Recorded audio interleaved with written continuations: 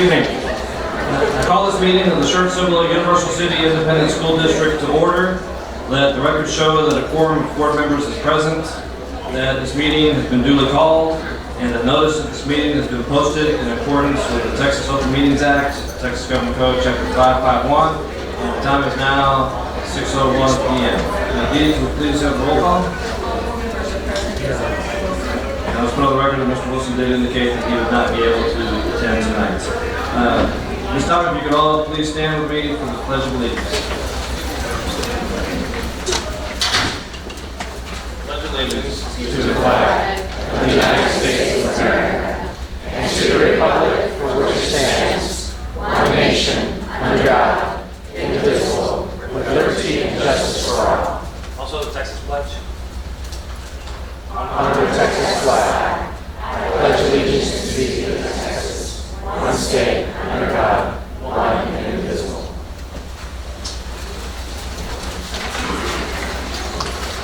Thank you very much. I'd like to say we appreciate everyone for being here tonight. I suspect most parents are here for student recognition.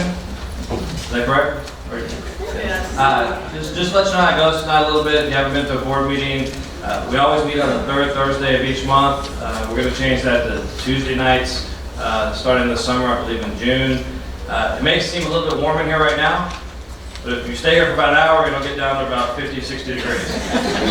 That's how it's set up for some reason. But yeah, we do appreciate everyone for being here. We're going to start off with some student recognition here in a few minutes, and just to let you know how it flows. Once that's over, and we have public comments and a few other things, we will then take a break. And at that point, it'd be a good time for everyone to, if you don't want to stay till midnight with us tonight, that'd be a good time to go ahead and leave if you do get a chance to. Okay. Again, I do want to just let you know that this is your school board. We're here to serve each of you. We're all volunteers. Most of you probably don't go to many board meetings or call us that often, so to speak. But if you do have anything, comments to make about the district, or there's something you wish to address at any time, we're more than willing to sit down with you, visit with you about that, or you can talk to your superintendent. And I do want to know that if you have anything that you'd like to say to the board tonight, we do have forms in the back to sign up for if you'd like to make public comments. Otherwise, we'd love to hear from you. Okay? And at this time, we'll go ahead with the Vice President's recitation of the district mission, values, and priorities. Our vision statement, to prepare every student to be a productive citizen. Our values are leadership, character, commitment, service, and learning. Our mission statement, Schertz-Cibolo-Universal City Independent School District provides a safe, secure, and challenging learning environment through the responsible use of all resources to afford opportunities for all students to realize their individual potential and to become responsible and productive members of society. Our priorities: priority number 1, high achievement for all students. Priority number 2, high performing and engaged workforce. Priority number 3, effective and efficient district and campus operations. Thanks, Mr. Westbrook. This time we'll have the board recitation of district belief statements. Mr. Cribb. We believe all students have the capacity to learn and be successful. We believe a safe, secure environment is paramount to learning, and we believe living our core values of leadership, character, commitment, service, and learning result in the ability to set and achieve lifelong goals. We believe quality instruction addresses the individual needs of students. We believe engaging, interactive, and authentic teaching creates an empowered, active learners prepared for our changing world. We believe embracing technology as a relevant tool enhances learning in and beyond the classroom, and we believe in a professional learning community culture that allows time to collaborate and share best practices in order to improve continually. We believe good communication is critical to success. We believe lifelong learning enriches staff through professional development. We believe measures of our success go beyond standardized testing, and we believe public education is defined by the local community with limited state involvement. Thank you, Board. And just to let you know, we take a few minutes at the beginning of each of our board meetings to go through that, just so we stay focused on what's important as we go throughout the board meeting tonight. At this time, we'd like to recognize our student representatives for the month of April. Dr. Gibson. Thank you, President Emmons, staff members, and trustees and guests tonight. We're honored to have 2 students that are representing both Clemens and Steele High School that are both in their respective AFJROTC organizations. As we'll talk a little bit later in the meeting, April annually is the month of the military child. So in that honor, we have Haley Macias, a 12th grader at Clemens High School, representing AFJROTC. Then we have Nicole Reyes, 12th grader, Steele High School, representing Steele's AFJROTC. So students, if you would, meet your administrators down at the podium, and we look forward to hearing from you tonight. We'll give them a round of applause right now.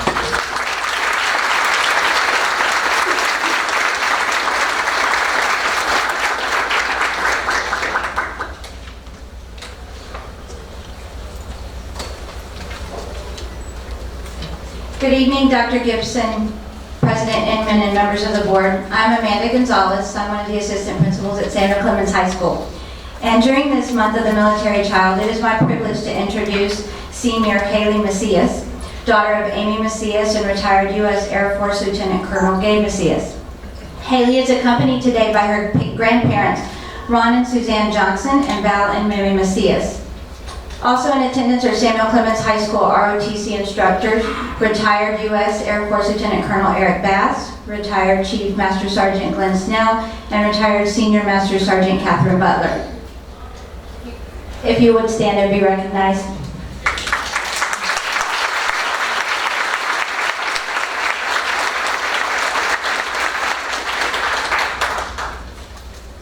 Over the past 2 years that Haley has attended Samuel Clemens High School, she has worked her way up through the ranks and now currently serves as the Air Force JROTC Cadet Corps of Commanders of the 170 cadets in the program. Under Haley's leadership, the Clemens ROTC has participated in 161 community service events and over 3,200 community service hours this school year. Haley was a recipient of the 2015 Randolph Air Force Base Dedallian's Cadet Flight Indoctrination Program scholarship, where she was one of only 6 San Antonio area cadets to receive hands-on aviation training last summer. She was able to log 9.2 hours of flight time and is on her way to earning her private pilot's license. She was also captain of the girls varsity soccer team this year, which won a historic by-district title this season, a member of Student Council and National Honor Society. Haley also assists with multiple outreach activities with the Cibolo Animal Shelter and the St. Vincent de Paul Society at OLPH Catholic Church. Haley was recently awarded not 1, but 2 prestigious military appointments. The first to the United States Military Academy at West Point, and the second to the United States Air Force Academy, both which have only a 12% selection rate. Haley has accepted the appointment to attend the Air Force Academy this fall, where she will pursue her dream of becoming a pilot in the United States Air Force. Haley Macias is the epitome of the Air Force Junior ROTC mission of developing citizens of character, dedicated to serving their nation and community, and a worthy representative to serve as Samuel Clemens High School Student of the Month. Ladies and gentlemen, Haley Macias.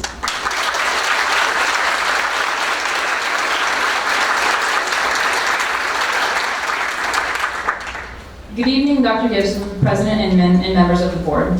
My name is Haley Macias, and I'm here tonight on behalf of Samuel Clemens Air Force Junior Reserve Officer Training Corps.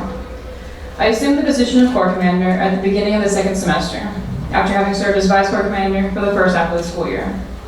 I joined Junior ROTC in my sophomore year at Ramstein High School because, having grown up and received the countless benefits of life as a military brat, I knew from an early age I wanted to pursue a life in the military.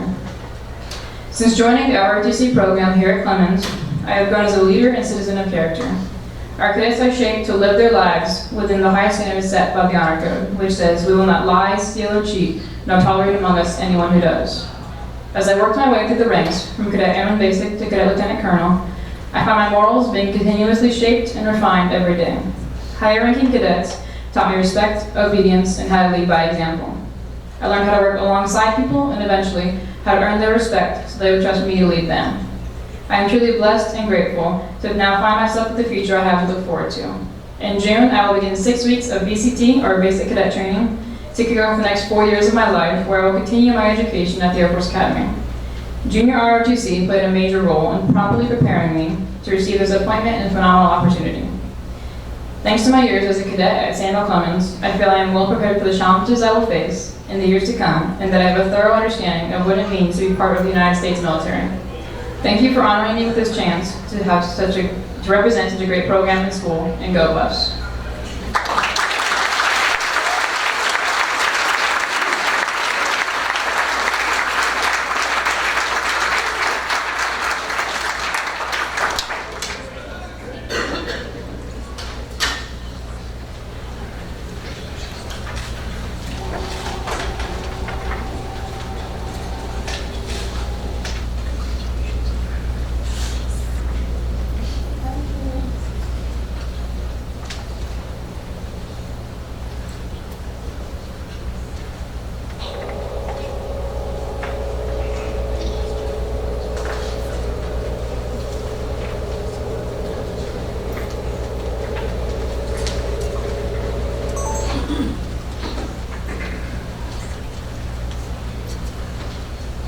Good evening, Dr. Gibson, President Inman, and members of the board. My name is Shayla Wagner, and I'm an assistant principal at Steele High School. At this time, I would like to introduce to you an exceptional young woman. She is a member of the National Honor Society and has been a member of Steele High School's Air Force Junior ROTC program since August of 2012. For the past 3 summers, she has been selected to attend a nationally recognized Air Force Junior ROTC leadership school held at Schreiner University. During her last summer, she served as a senior leader directing the activities of over 400 cadets. During her 4 years in junior ROTC at Steele, she has served as a leader in the program at almost every level. In December of 2015, she reached her goal and became the Corps Commander. In this role, she plans and directs all student activities for the Steele Junior ROTC program. Following graduation in June, she plans to attend Texas State University and major in both criminal justice and psychology. From there, she will move on to law school to fulfill her dreams of becoming a lawyer. Tonight, she is represented by her Steele Air Force Junior ROTC instructors, Lieutenant Colonel Parrish and Chief Master Sergeants Sattler and Johnson. Please stand to be recognized.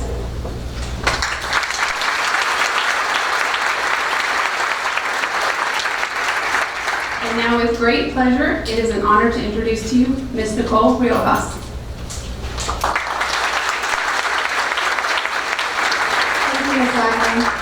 Good evening, Dr. Gibson, President Inman, and members of the board. I'm Cadet Colonel Nicole Rojas, Corps Commander of Steele High School's AFJROTC program. My mother and father are and were members of the United States Army. My mother is a major in her 23rd year in the United States Army, and my father served in the military for 12 years and left as a staff sergeant. He is now working for the Department of Defense, DoD. As a military dependent, I would like to talk about my experience of moving and the obstacles that came with it. Being born into a military family wasn't always easy for me. The longest I've ever lived somewhere was 3.5 years. I continuously had to make new friends, meet different people, and experience different cultures.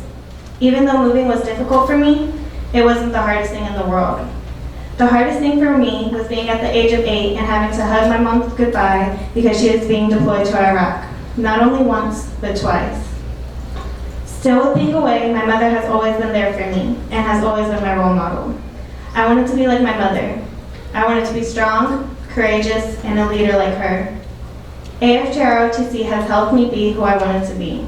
This program is a student-led program that gave me a chance to prove to myself that I can do many things regardless of the situation.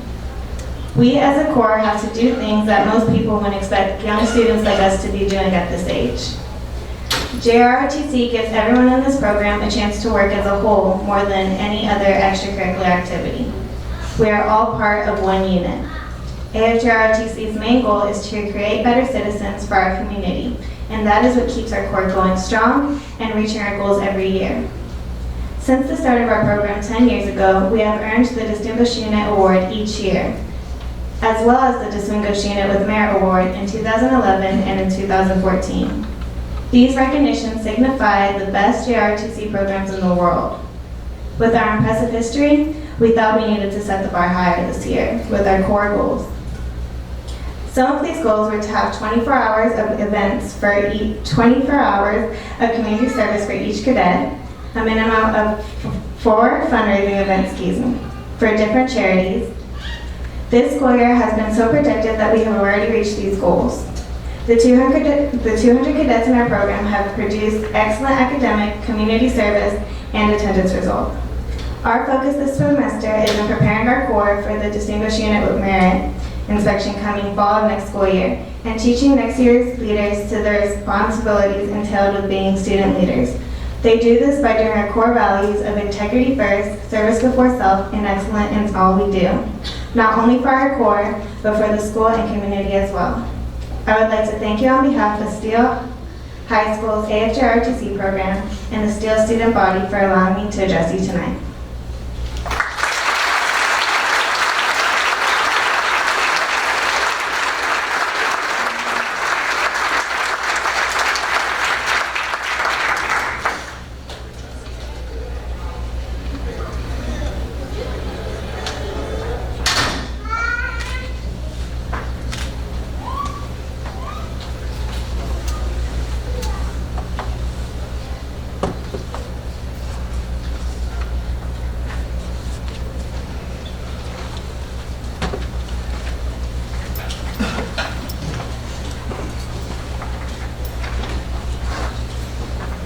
Next up, we have the resolution in recognition of the military, or the month of the military child.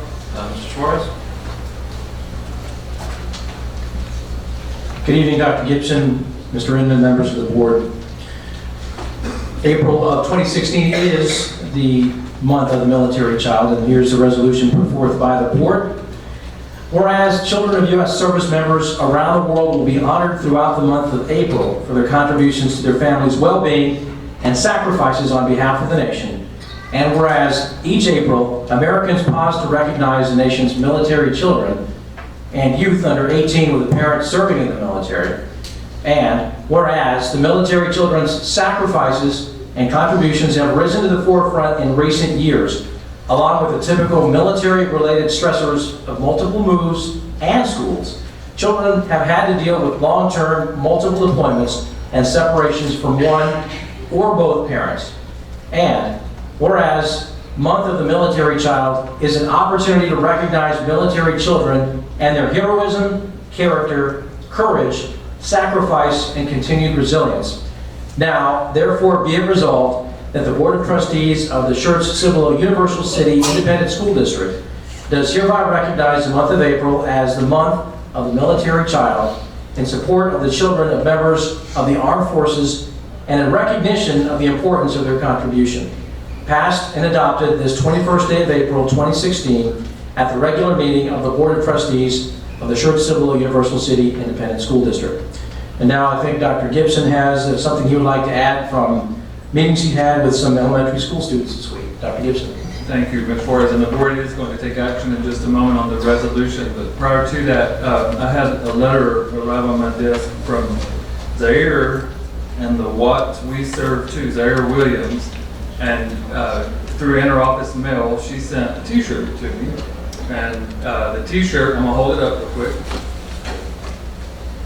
And then in a moment, well, let me get this picture because she wants it on her phone. So I have to text it to somebody that texted it to somebody that texted it to her. Here we go. I promised her this would be on her phone tonight. She's a fourth grader at SWAT. So what Purple Up was several campuses. I noticed Ms. Mills last Wednesday night at our meeting and some other principals were wearing these shirts that day. It's to celebrate We Serve Too. So I had the opportunity, thank you, Ms. Shorty. I had the opportunity this morning to join the Watts We Serve Too Club at their monthly meeting, maybe weekly, as it was raining. And so these are some really dedicated kids, you know, that got into the library in the rainstorm. And I talked for a little bit and we took a photo and all that, but then I really wanted just to hear what this club was all about. And so they took probably 15 minutes just telling me that, in fact, I asked how many of them either had a sibling or a family member that was serving currently, and approximately 92% of the hands went up, you know, all but one or two. And so you could tell as they were telling me, it was not just a recitation. It was coming from their heart, lots of little lips quivering, and but yet the purpose of the club is to allow them time to be together so they can talk about the things that are unique to military children, and then in addition help other students in the school understand that as well. So about 27% of our student body, of our 15,000 students, more, a little bit more now, are directly related to the military. So I think this club sets a really strong tone at the elementary level.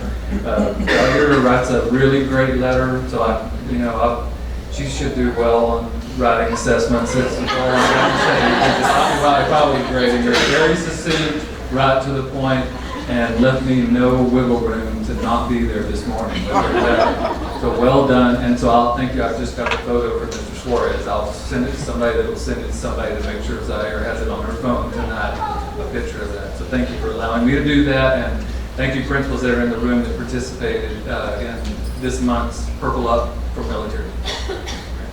Thanks, Dr. Gibson. Any members of the board like to say anything at this point?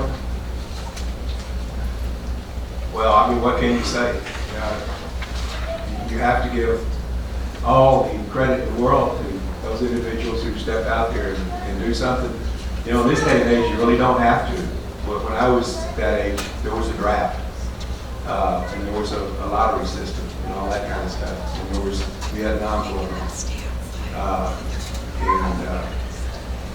So I say God bless anybody who wears a military uniform or has ever worn a military uniform. This day is the day of the Battle of Independence in San Jacinto, where Texas won its freedom, or the initial right for freedom from Mexico. And I had my grandfather's oldest half-brother. My grandfather was the youngest of 20 children. That's why there was such a stretch. I'm the youngest of 5. Why I'm here, I have no idea. But anyway, my grandfather's oldest half-brother served at San Jacinto. That's the only real history of anybody in our family having done anything like that. So I give all the credit, and God bless those folks in the military, former and current, and those, especially those who future, who are willing to step out and do that. So thank you, I appreciate it. Thanks, sir. I would say that too. I moved to this district in 7th grade as a military brat. And there's one thing I think we take pride in around here is this district's military history.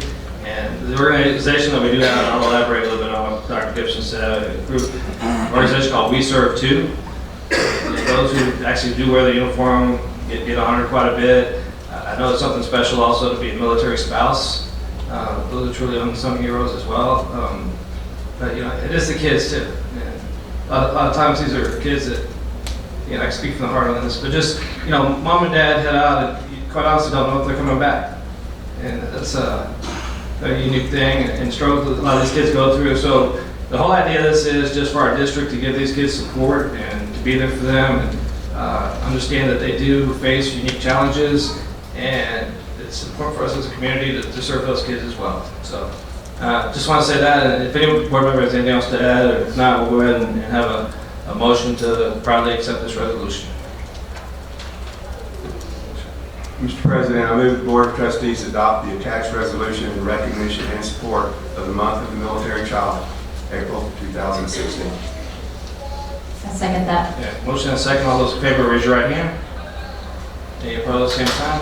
Motion passes unanimously. Next one.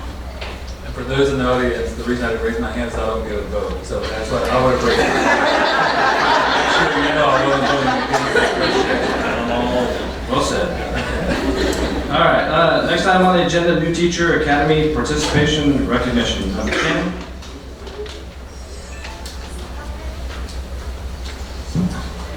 Good evening, President Inman, Dr. Gibson, members of the board. Beginning this year in the 2015-16 school year, the district implemented a new teacher academy for all new teachers new to the profession.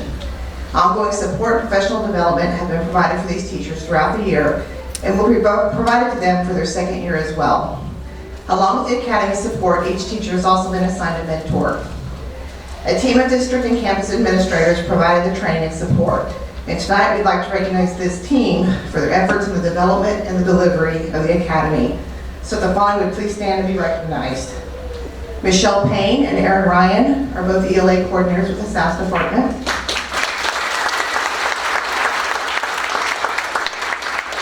several assistant principals from across the district. Amanda Gonzalez from Clemens High School. Amy Gilman from May Valley. Karen Briscoe from Schlather, Pennsylvania. And Taylor Wagner from Steele High School. Tonight, we would like to recognize the following new teachers who participated in our first New Teacher Academy. So as I call your name, if you please come to the front. From Clemens High School, we have Catherine Butler, Raven Crawford, Twaina Parker, and Christina Smith.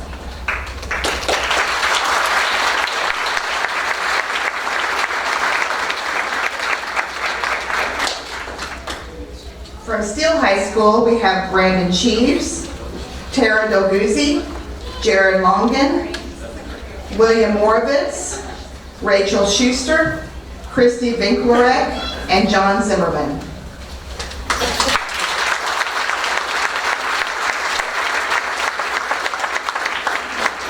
From Florida Junior High, we have Sarah Elkins, Rachel Hasper, and Jennifer Smith.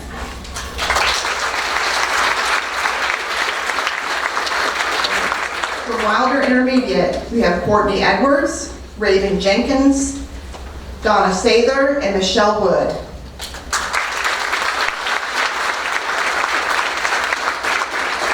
From Jordan Intermediate, we'd like to recognize Rebecca Rousseau.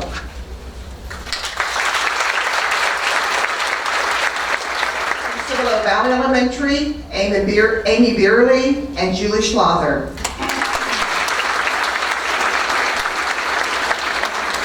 Valley Elementary, Carrie Carlin, Vanessa Kerr, and Madison Thomas.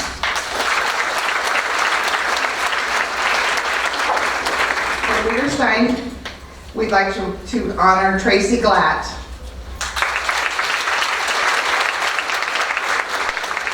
From Schertz Elementary, Lindsay Harvey and Renee Weisner. Garden Elementary, Kimberly Johnson. From Paschal Elementary, Michelle Rivera and Kimberly Stamps.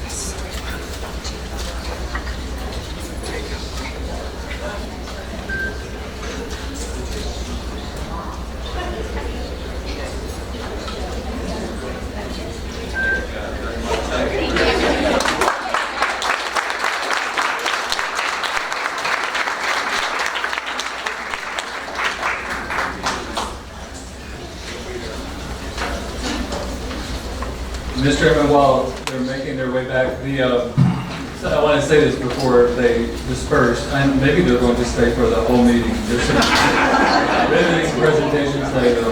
It's not a requirement. Yeah, it's not a requirement. But you know, sincerely, we had a chance today, they had their last work day, so we had a chance to talk just a little bit.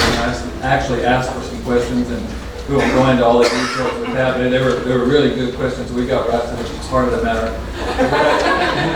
What I failed to say today, and I'm going to, with all sincerity, oftentimes I think you hear that, and it's a fact that we have several thousand applications for a couple of hundred maybe positions each year. So, we have about a 10 or 100 to 1 ratio probably of applicants. So, some people say then to you were lucky to get in. What I'm going to say is that we're lucky to have you. because you made it through 1,000 people to get to where you are today. And if I understand it, due to the hard work of these administrators that put this on, a lot of times we lose teachers, especially new teachers, not just to the district, but to the profession in the first couple of years, because it's hard work. And as Dr. Edwards regularly says, all 4 years of college is usually spent about the 4th day of your first week. I mean, every idea that you learn in 4 years, you're done on Thursday of the first week of school. But to provide this support system, so I'm going to commend our new teachers tonight, but then also the group that had such dedication, the group of administrators that were announced for committing to these multiple days this year to work with you guys. And if I understand it, everybody's coming back next year, and that's the way we want it, so keep it that way. They asked if they were going to get a raise next year, and I told them that's another meeting on another night. That topic is part of conversation right now, so we're working on that, I'll just say that. Thank you very much, Dr. Gibson. Along those same lines, we'll go ahead and now do a recognition. Mr. Suarez, resolution in recognition of Teacher Appreciation Week. Thank you, Dr. Gibson, Mr. Inman, members of the board. Teacher Appreciation Week takes place the week of May 2nd through May 6th of 2016. And here is the resolution. Whereas the Schertz-Cibolo-Universal City Independent School District develops and cultivates community partnerships such as professional learning communities in schools to support the work of teachers and welfare of students. And whereas SCUC teachers keep the flame of democracy alive through the cultivation of good citizenship and prepare them to contribute as world citizens. And whereas SCUC teachers spent countless hours preparing lessons, evaluating progress, counseling, coaching students, performing community service, and sharpening their skills through professional development. And whereas SCUC teachers open the door to discovery of places and things where children have a freedom and opportunity to display creativity and imagination. And whereas great SCUC teachers make a lasting impact on their student lives. When a young person learns from an exceptional teacher, they are more likely to graduate, attend college, and succeed later in life. And whereas, as a crucial part of children's educational experiences, SCUC teachers work side by side with parents and administrators every day to provide the best learning environments for their students. And whereas SCUC teachers provide a safe, secure, and challenging learning environment through the responsible uses of all resources to afford opportunities for all students to realize their individual potential and become responsible and productive members of society. And whereas SCUC teachers prepare every student to be a productive citizen and help instill the core values of leadership, character, commitment, service, and learning. Now be it further resolved that the Schertz-Cibolo-Universal City Independent School District Board of Trustees does hereby proclaim the week of May 2nd through 6th, 2016 as Teacher Appreciation Week, and strongly encourages its community members and stakeholders to personally express their appreciation for our teachers and their dedication and devotion to their work. Adopted this 21st day of April, 2016. Thanks, Ed. Gibson, you can say that. Would any board members like to say anything at this time? I'm always liking to say something. This is another subject that's near and dear to my heart, having been in school business for 33 years, retired from Schertz-Cibolo-ISD, came here in 1984, thought I'd stay a couple of years. Yeah, stayed here 22 years, yeah. So anyway, I just want to say, teachers, administrators, there's a lot of people out there trying to tell you what you should do. And they're trying to tell you how you should do it, who have never done what you do every day. There's not enough money in the world to pay you guys what you're worth. You've got to accept the fact that some of that's got to be intrinsic. Most of us got into the business because we wanted to do something like that. And there's days where you think, boy, what a mistake. But there's one thing that happens that'll change that all around. It'll turn that all around. I'm fortunate I'm retired now, so I run into a lot of former students, and there's some benefits from that because they'll come up to me and my wife, and they'll say, Mr. Pivotal, I'm so-and-so, and of course, you know, I'm terrible. I remember faces, I don't remember names. And my wife knows she can remember everything. Oh, you remember that was back in 1982? Well, right. But, you know, I find that they'll come to me and they will, you know, they'll pay for a meal or something that, you know, I don't even know about it half the time. I'll go pay and say, oh no, so-and-so took care of it. They said you were their principal or your teacher, whatever. You know, those are the kind of things that, you know, you feel blessed for having been given the opportunity to be a teacher. So thank you for what you do, and understand that we up here appreciate you each and every day. And again, there's not a whole lot we can do for you because, I mean, as I said, there's not enough money in the world. So those of you who are new teachers, hang in there.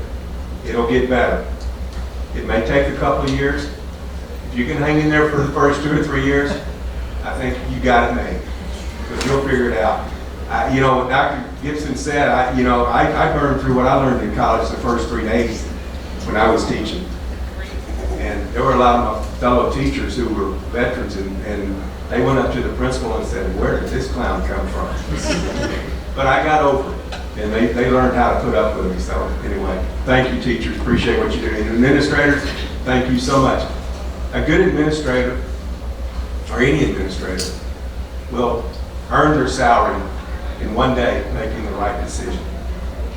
That's a fact. So thank you very much. We appreciate it. Any other board members? Well, I did, every now and then I recount the story. When I first finished college, I was looking for a job. So I decided to substitute teach at Jeff Davis Middle School. So I was substitute teaching, and so a teacher wound up having cancer. And so I was in her class the whole second semester. It was 6th grade reading. And needless to say, after that second semester of 6th grade reading, I decided to never go back to teaching again. And I decided to run into burning buildings for a living. For that reason alone, I appreciate the teachers. I know we come up with mission and vision and goals and all of that, but the teachers are the ones that have to implement it, and those are the ones that make us look good. So thank you very much. It's near and dear to my heart as an educator as well. We can't, Mr. Pivotal said, there's no money in the world that you get paid. Mr. Westbrook experienced a semester of what a lot of teachers go through, and so I just encourage those to hang in there, especially all those new teacher academy ones that are in the field just starting out. Again, there's nothing we can say, just thank you. And I encourage the parents that are in here to let those teachers know, because you can't imagine just what a note to them means. It's not even a gift, just a note to let them know what they have done with your child. And I'll just close with it. Just, I think we're all very proud of this district. And I say it pretty much every board meeting, but a week goes by where there's not some school district in this area that gets written up for something they shouldn't have done, right? In the newspaper, and rarely if ever will you see anything in there negative about Schertz-Cibolo-Universal City. And that's largely because of the quality of the teachers that we have. I know we have hundreds of applications for each spot. So fortunately, we're able to hire the best, and I think we have a very low turnover ratio, which is a good indicator of the success of this district. So for all the new teachers and for all the teachers, thank you very much. And y'all don't get near enough recognition, but thanks for all that you guys do. And also at this point, I want to probably a good segue into we have great administrators too. And so for the public, for these folks up here at the front, this is your administration team. And tonight I would like to welcome a new member of our team to the Schertz-Cibolo-Universal City family, and that's Dr. Tony Reister-Wood. Dr. Wood, stand up if you could. Just stand.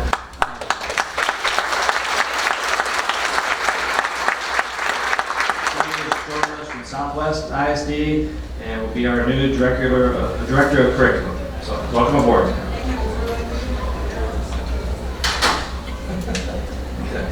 All right. Yeah, I do believe we need to have a motion and a vote on the resolution. So at this time, could we have a motion? I move that the Board of Trustees adopt the attached resolution in recognition of Teacher Appreciation Week, May 2 through 6, 2016, and encourage all community members and stakeholders to personally express their appreciation for teachers and their dedication and devotion to their work. Second. Motion and second. All those in favor, raise your right hand. All those opposed, same sign. And I'll put on the record that Dr. Gibson would have also approved that as well. All right. All right. So very much appreciate that. And for the moment we all always enjoy as well, recognizing our students. After all, that's why we're here. And every time we see these kids come in front of us, I think we get more and more impressed. So at this time, we'll do the recognition of student achievements presented by Mr. Walford. Good evening, Dr. Gibson, President Inman, and members of the board. Tonight we have about 120 students who have all qualified for some kind of state or national level competition or honors recognized tonight. And as always, a number of students won't be here because they are participating in other events that they'll probably qualify for at the same level. For example, tonight we have the Battle of the Bands, which is huge, going on down at Alamo Stadium. We also have the area track meet. My phone's been lit up. We are qualifying track athletes right now for the regional track meet tonight. So, with that said, first off, we would like to recognize the Steele boys basketball team. They qualified for the state tournament for the second time. They are state semifinalists in Class 6A.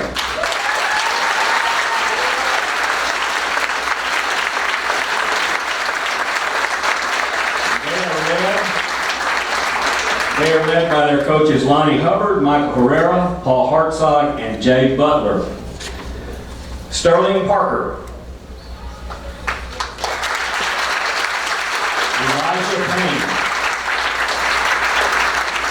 Tajana Love.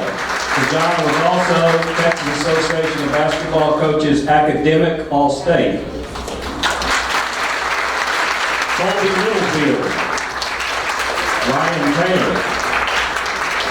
Gerald Liddell. Gerald was Texas Association of Basketball Coaches All-State. Antoine Cox Wesley. Terry Ellis Jr. Vincent Cazino. Trevero Wilson. Jaden Martinez. Peconitis Ivory. Onyx Smith. Davion Parkwell. And Javante Shannon. Steele boys basketball, state semifinals.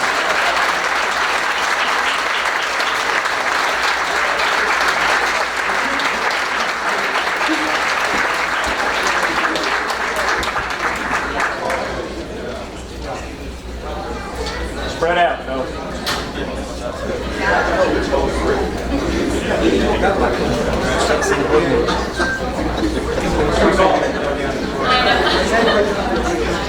Back here.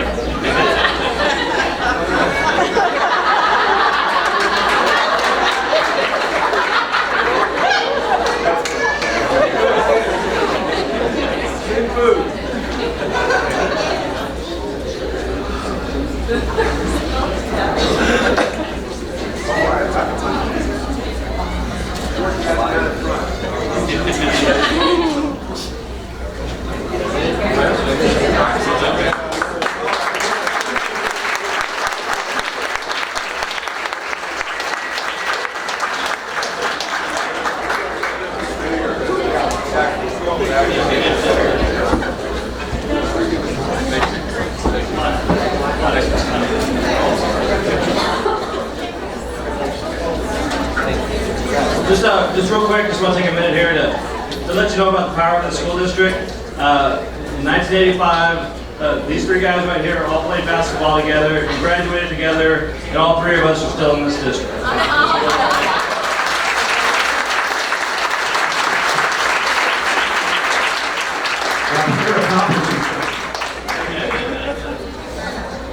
You guys didn't want to give the claim back, did you?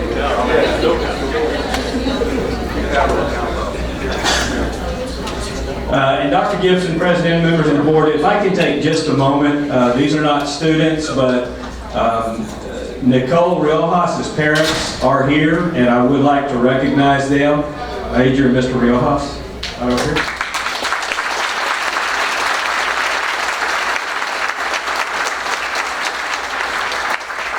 Thank you. And next up, we have our Steele girls basketball team. They also are state semifinalists and had qualified for the state tournament for the 5th time, I believe. They are the state semifinalists in Class 6A. They're led by their coaches, Jeffrey Chapman, Carol Lee, and Carol Allen.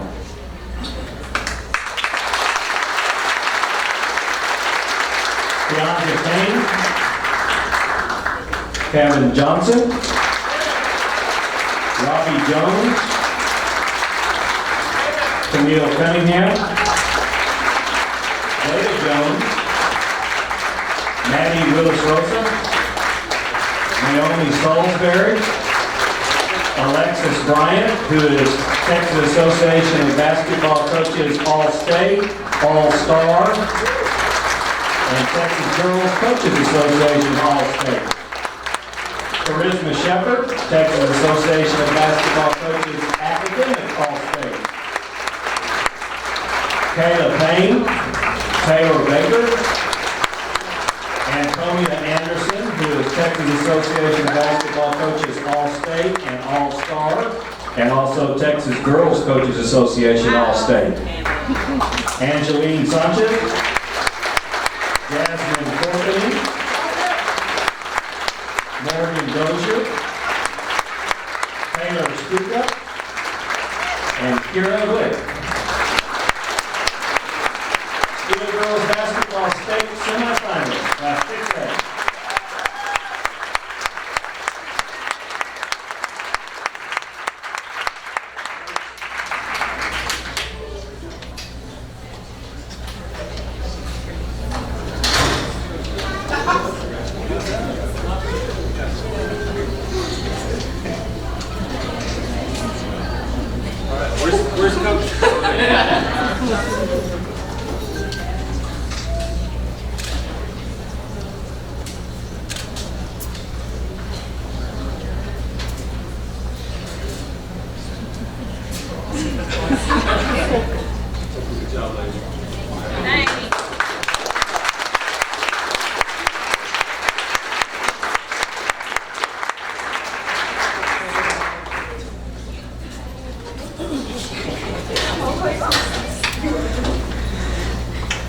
Next up, we have our Clemens girls basketball All-State honorees. They're led by their coach, John Ince. Kennedy Sinners, Texas Girls Coaches Association All-State. Maddie Oliver, Texas Girls Coaches Association Academic All-State, and Texas Association of Basketball Coaches Academic All-State. Haley Williams, Texas Girls Coaches Association and Texas Association of Basketball Coaches Academic All-State. And Haley Bradford, Texas Association of Basketball Coaches Academic All-State. Congratulations, Clemens girls basketball.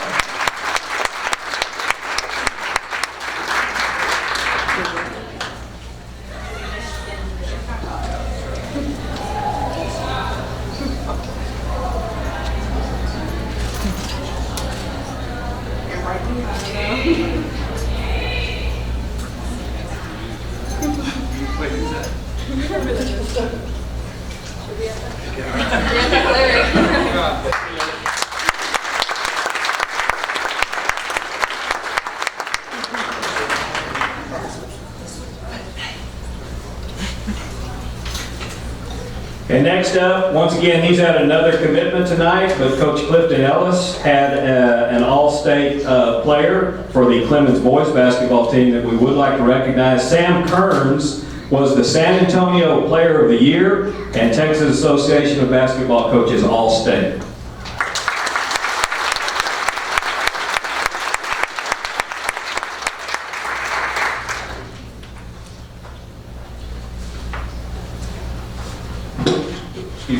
Next up, we have the Clemens Air Force Jrotc State Qualifiers.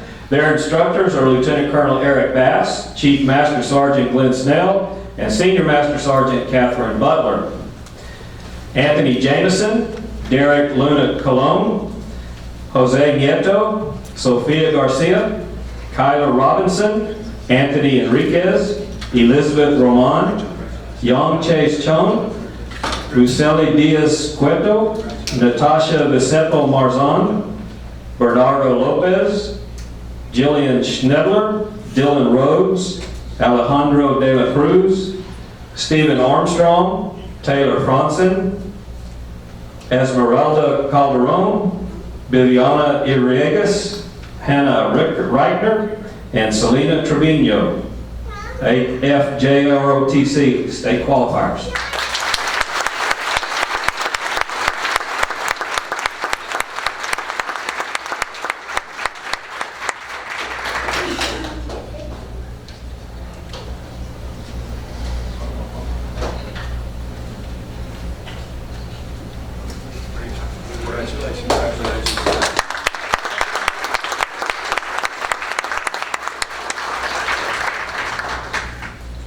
And now we have academic all-state swimmers from Clemens High School. They're led by their coach Doug Hammond, Michael Borland, Caitlin Costin, Darren Zergowski, Sydney Fisher, Daly Johns, Alyssa Weinhardt, Madison Trimble, and Jessica Herrera.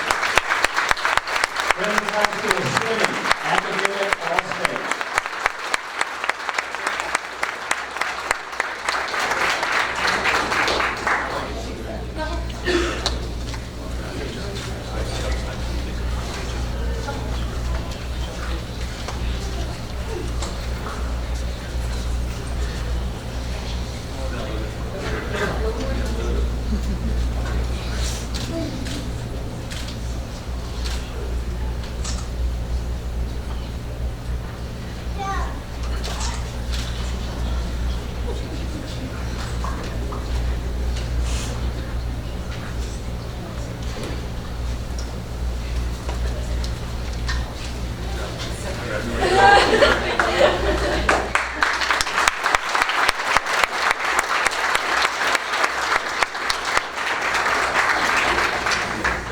Next, we have our Steele swimming team, all-state performers. They're led by their coach Angie Fain.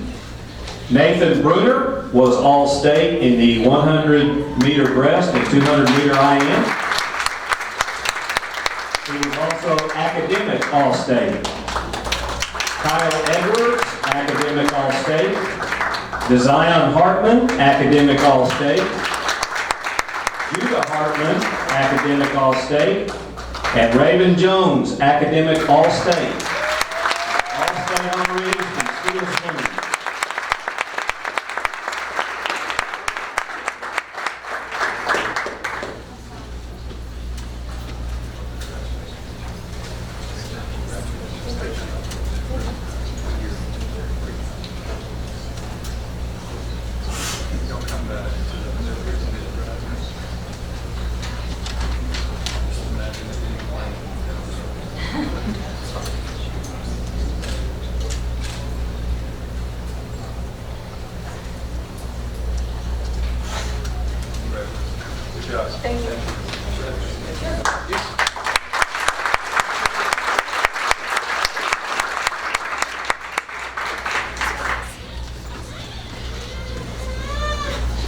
Next up, we have Clemens Girls Soccer. They have academic all-state performers. They're led by Coach Marissa Wood.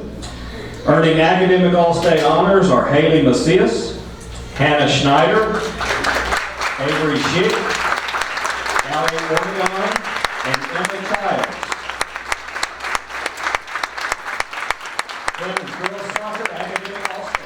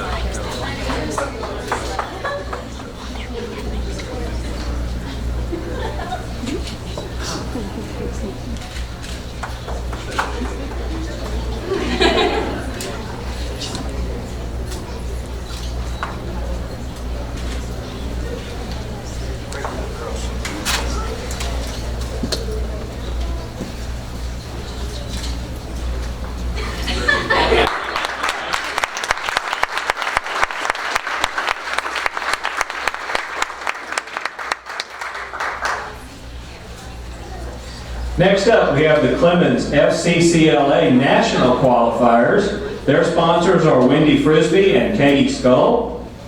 We have Hannah Blake, Samantha Katango, Cameron Martinez, and Ashley Master. National Qualifiers, Clemens Fccla.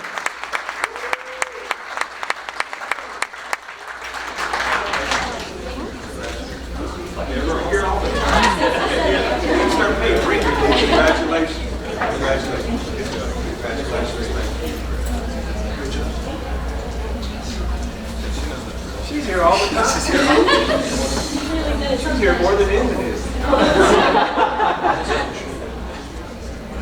We'd rather have her here.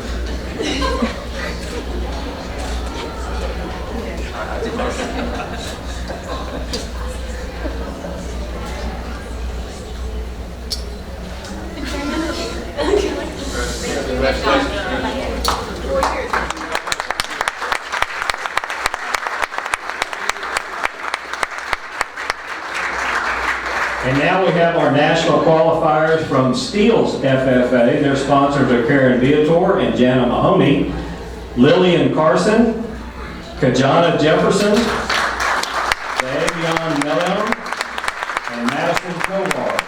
National qualifier from Steele FFA FCCLA.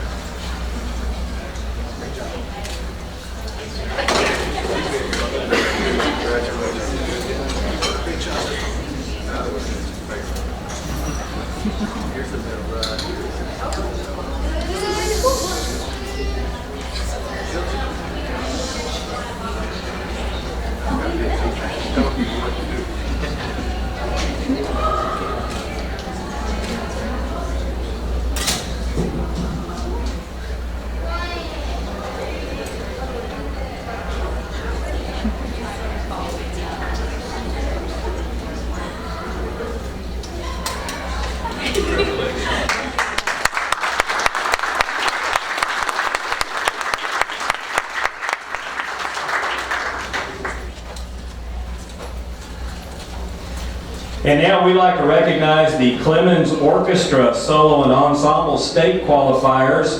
Most of these students are at the Battle of the Bands tonight, but their sponsors here is Director Ms. Jennifer Tudyk, and they are Greg Bascos, Sydney Crowley, Azariah Reese, Abigail Slaughter, Nicholas Slaughter, and Victoria Villarreal. Clemens Orchestra Solo and Ensemble State Qualifiers.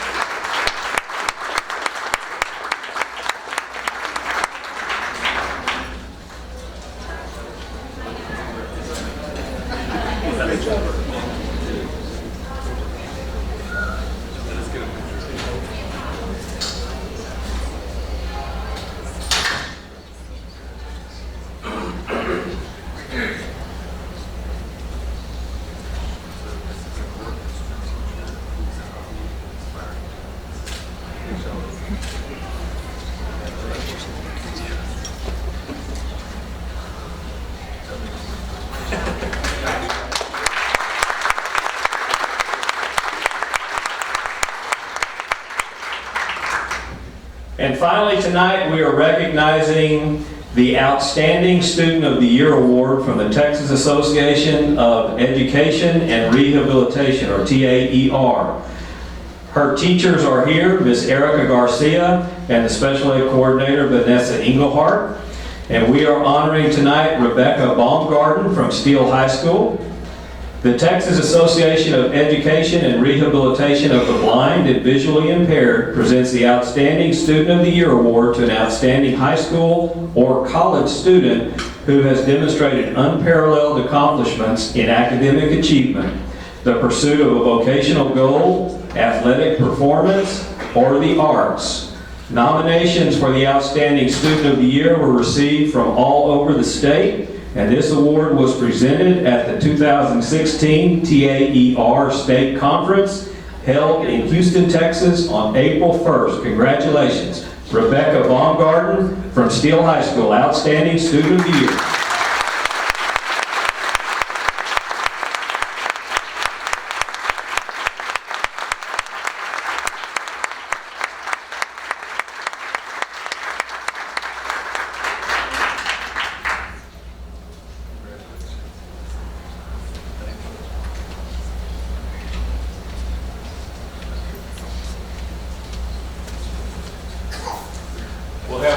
Thank you, Mr. Walforth. Dee Dee, do we have any public comments at this time? Just like I promised everyone, is it about 10 degrees cooler in here right now? Okay. If you would like to stay for the rest of the meeting, you're more than welcome to stay. But at this time, we're going to take a break. So now would be the time to head on home and take care of the kids and whatnot. So at this point, at 7 o'clock p.m., we're going to go ahead and take a short recess, and we'll reconvene at 7:15 p.m. Back after a short recess. Continuing on with the board agenda. This time, is there any correspondence we need to discuss as a board? Okay. Next item is report on board advocacy. This is the time for the board members to share anything they may have done over this past month as far as going to community events, school events, things around the state or whatnot, anything that may be of value or importance to the other board members. So, John, you want to start? Sure. Hey, correct me if I say it wrong. I attended the Bexar County Regional Board meeting. That what it was at the Hawaiian meeting. Change names over the years. I think it used to be called the Bexar County School Board Coalition. But Okay. I think it's that. So I did attend that, and other than that, I attended, which everybody knows, the lunches. And then this month I went to Wiederstein, Watts, and Cibolo Valley for lunch. A couple things with that is, being, I guess, in the military for many years, there is no such thing as a bad lunch when you have a MRE. But these lunches are actually very, very good. And one of the things I find interesting, because everybody knows I post it on social media and say, hey, this is what I had for lunch. It's interesting that the parents start commenting now. Hey, my kid comes home and said, school lunches are horrible, but I look at these pictures and this is probably better than what I cook for dinner. So I'm going to have a talk with my kid about eating the school lunch. So it's a win-win. But also with that, I think one of the purposes and the reason I do it is to give recognition to the school staff and the food service employees that cook that every day. And it's just truly amazing. Every school is different, but I mean, some of these places I go to, there's people there that remember every single kid's name that comes through the line. One lady was telling me she remembers every single kid's allergies, just to make sure in case there's a substitute teacher that he doesn't or she doesn't get something that they're not supposed to eat. They wear costumes. Some of them they decorate different things and different themes, and it's just truly amazing how much dedication these people have at these schools for the lunches. Also, I just want to thank everybody in the district when I do go, because they're so warming. Of course, when I show up, I'm sure everybody's like, oh no, great, what is he going to look at? And so they just, try to get rid of me, but it's not that way. And everybody's just really open, and I really appreciate everybody's support when I go. So. Great, nice job. I just continued my school tour. I think I toured one in April, one more April 25th. Everything seems to be going great. Everything's going great. I don't need to elaborate. Thanks, Dr. Gibson. Yeah.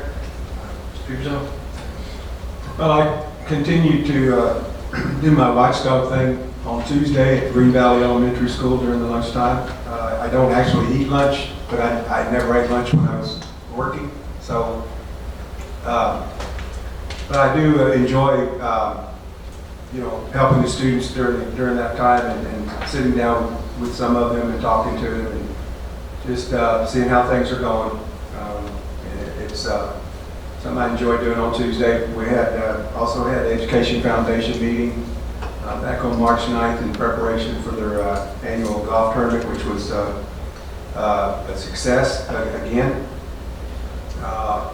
And I want to thank everybody, the board members that were able to come. Appreciate that. I unfortunately was not able to come because we had like 3 projects going on in my house, and in order to not be killed by my wife, I had to stay home and kind of oversee all that. But anyway, also participating in the City of Cibolo Blue Ribbon Committee.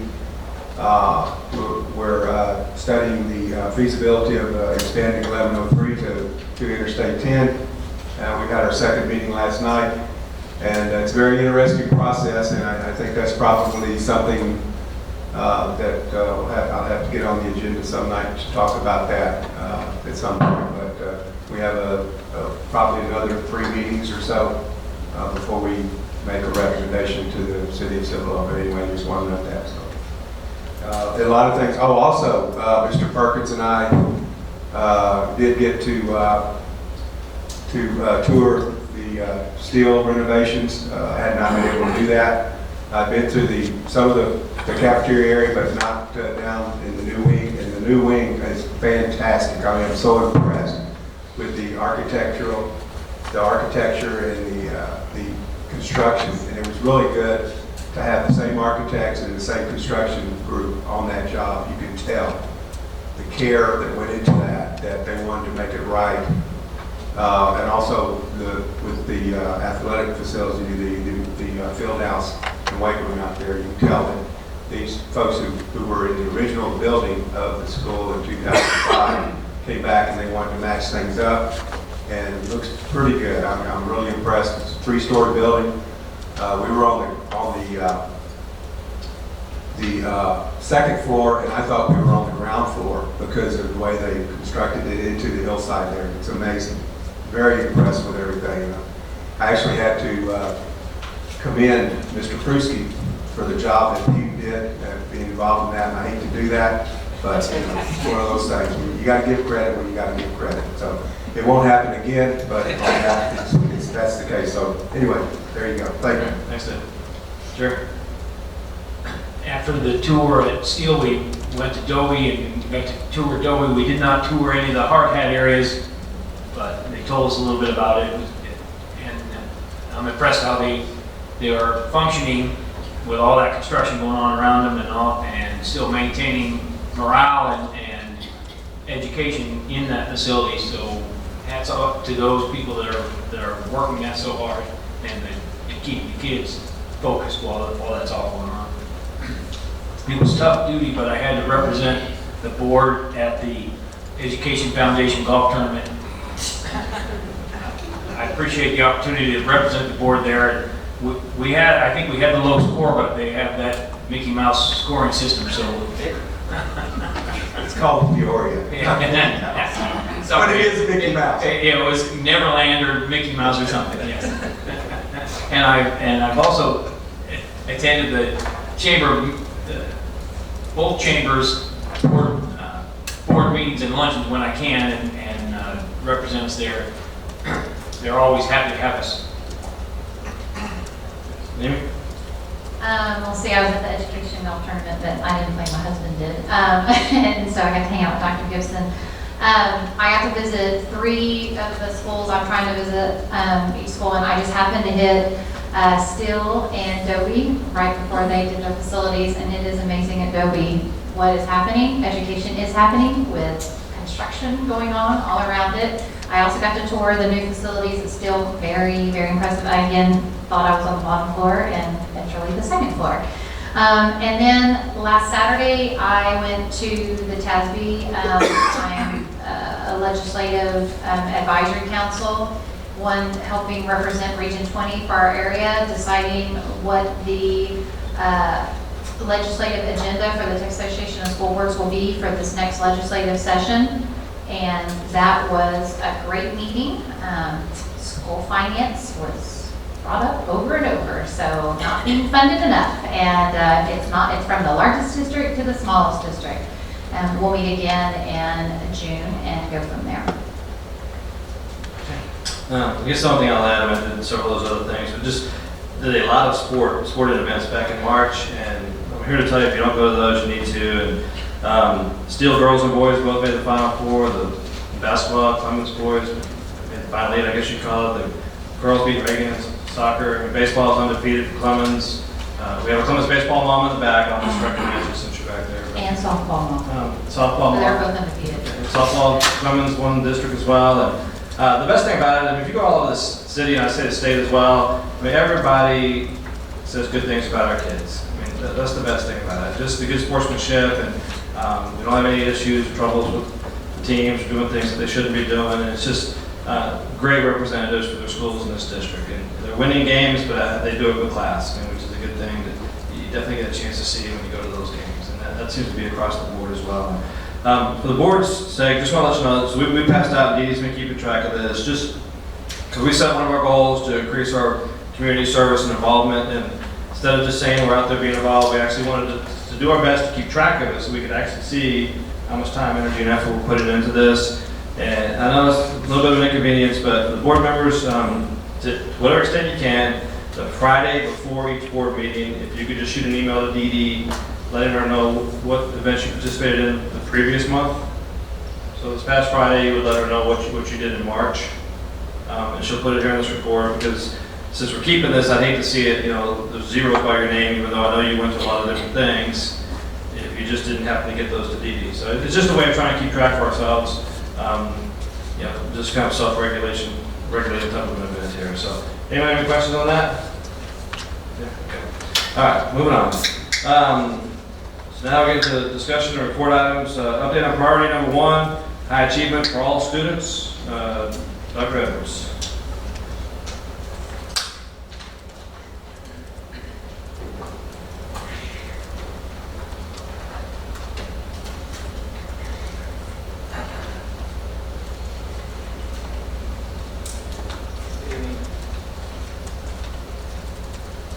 Good evening, Dr. Gibson, President and members of the board. It's a pleasure to come to you before you tonight and share a little bit about our updates and priority with goal 1, 1.6 through 1.11. As we go through this, we always start, as we started the board meeting tonight, with the mission, vision, values, core competencies, our beliefs that guide us, and we'll refer to that more in just a minute. These were gone over before the board meeting. And then obviously our goals in that sense. This is a slide you've seen before. We talked about the beliefs, and what we're going to talk to you tonight are the structures and the patterns that happen on a daily basis. You all did a great job recognizing our staff, from our teaching staff on up earlier today, that impact our students, and that's what we're going to talk about tonight. Our beliefs guide and shape what we're doing structure-wise and the patterns that we have in our schools that are ultimately going to lead to the event or the goals that we've set. And here's basically the statement we're living by. We are where we are. We have the opportunity to come to you in the fall and share the first part of each of those board reports, 1.1 through 1.5 and 1.6 through 1.11. And in that situation, it really is to share the data, share the information that we've received and where we are at that given point, and what our plans are as we proceed forward over the course of the year. So we are where we are. We're not okay staying there, and that's why we share those plans. In the spring, we get to come back and talk a little bit about the progress that we've made, not necessarily data-wise, but what's going on in our schools. What are the structures and the patterns that we have in place, and that's going to identify how we're going to get to where we want to go. And we do that with this approach, and this is a common definition that we share across the district as far as the professional learning community go, and the key words there: a team of people, common goal, mutual accountability, ensuring students learn, creating a culture of collaboration, and a focus on results while we answer those 4 critical questions that guide our district.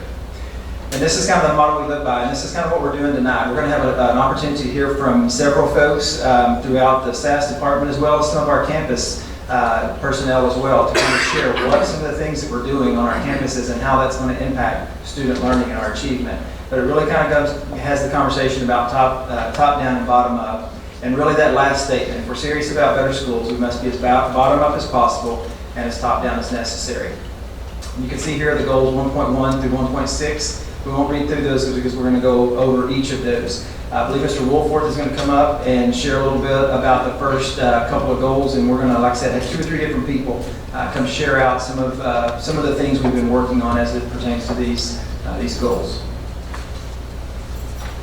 Thank you, Dr. Edwards. Dr. Gibson, President, and members of the board. As you can see, goal 1.6 revolves around our AP and International Baccalaureate exams, and you can see the beliefs there.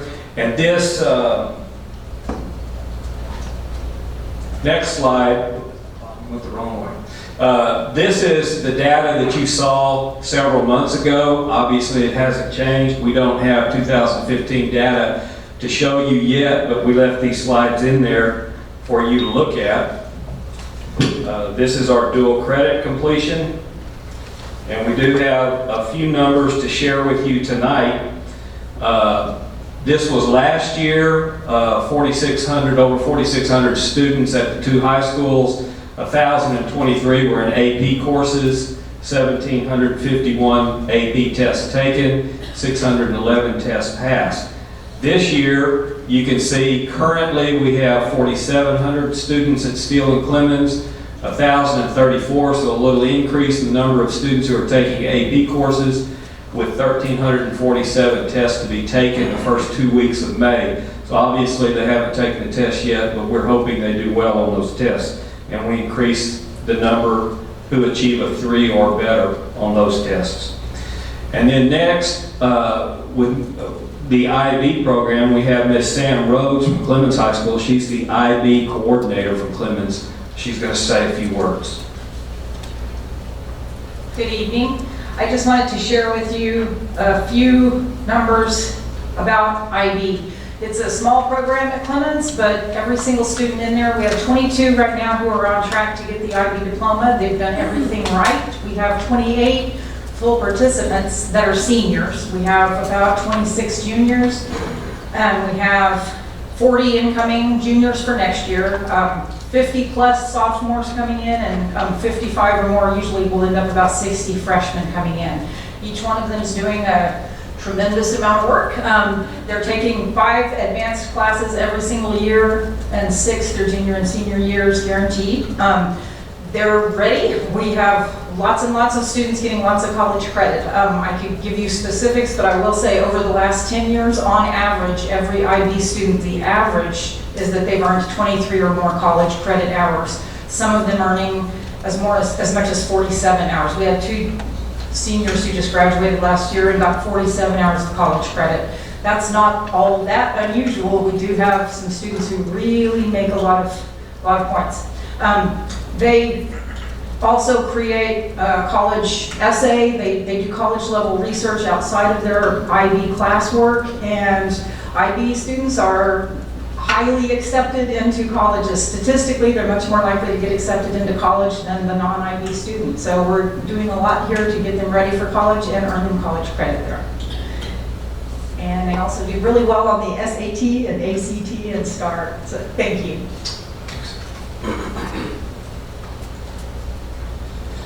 And speaking of the SAT and ACT, that is goal 1.7. You can see the beliefs there. And then, once again, this is data from the last 4 years. And I'll get to some current data in just a second. There's average ACT score.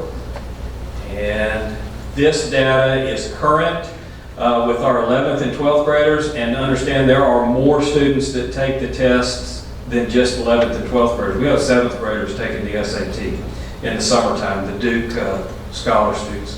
But on March the 2nd, as you're probably aware, we gave 97% of our juniors the SAT during the school day. That's 1,150 students took the SAT that day.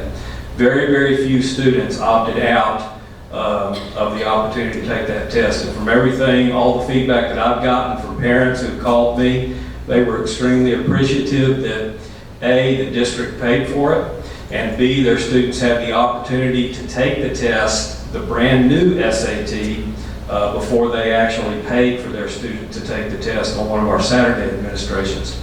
So I think it went over real well because the test is a new administration. There'll be or a new version rather, they'll go through 2 administrations before they release any of the test results. So the soonest we'll see test results from March 2nd and the upcoming May administration will be probably mid-June. So we're all excited about that. We've also already talked about some implementation changes for next year. There is a writing component that most of the major colleges and universities require on the SAT, and we are talking about giving parents the option. I think it costs $20 for parents to allow their children to take that writing portion of the SAT as well, and that knocks out some college requirements there too. We're also giving the PSAT to our current sophomores and the top 5% of juniors who scored in the top 5% their sophomore year. We're also discussing giving the PSAT, there is a separate version of PSAT, to our 8th grade students beginning next year.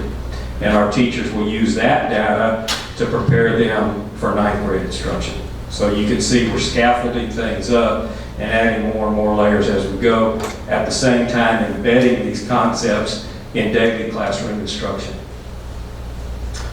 Any questions on Bills 1.6 or 1.7?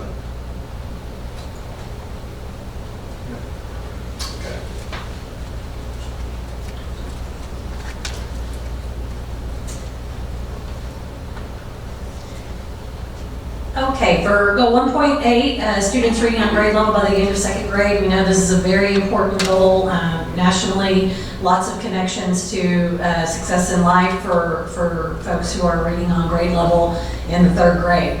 So, as you know, we told you in the fall that we switched to a new instrument last year, and it took some time for us to get used to that. But as you can see, the difference between the January scores last year and the January scores this year put us on track to hopefully meeting our goal in May. So we're very excited about that. And we knew that it was going to take a while for us to adjust to that, and we're very pleased with these results. Goal 1.9, the last time we had this for this board report, I talked to you about what PBMAS really is trying to do. We are looking at small populations and their performance. We're looking at bilingual ELLs, career and technical education, special education, No Child Left Behind, which are our Title I campuses, and performance placement and graduation rates. And we're going to showcase 2 of those areas tonight and the other 3 the next time we have this priority report. And Mr. Walford, if I can call you up for CTE. Yes, ma'am. This information was put together by Mr. John Holm, who is the district's Career and Technology Education Coordinator. As you can see, the course enrollment is up. It's up over last year, and it's up 38% over the last 5 years. And our district currently offers 13 of the possible 16 career clusters that can be offered. We also offer 14 CTE credits in conjunction with math, science, fine arts, speech, and English, and those teachers are actually dual certified in those subjects and career and technology education.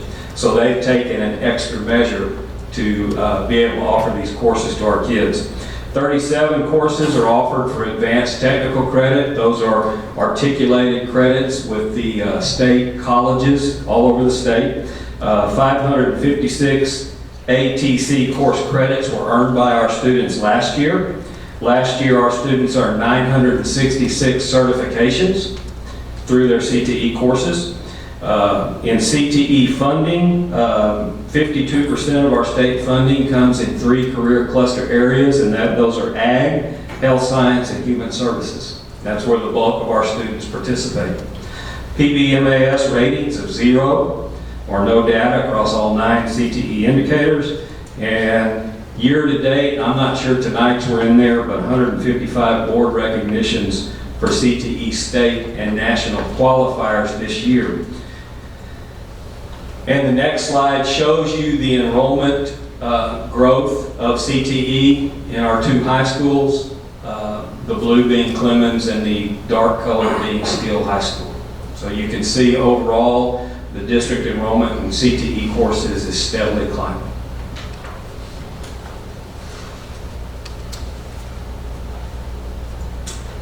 And Ms. Williams and I put the special education slides together. We have seen an increase for students with IEPs from October 2014 to February 2016, a 10% increase. 8.9% of the total of enrollment as of February 2016 were special education students, and our goal is 8.5.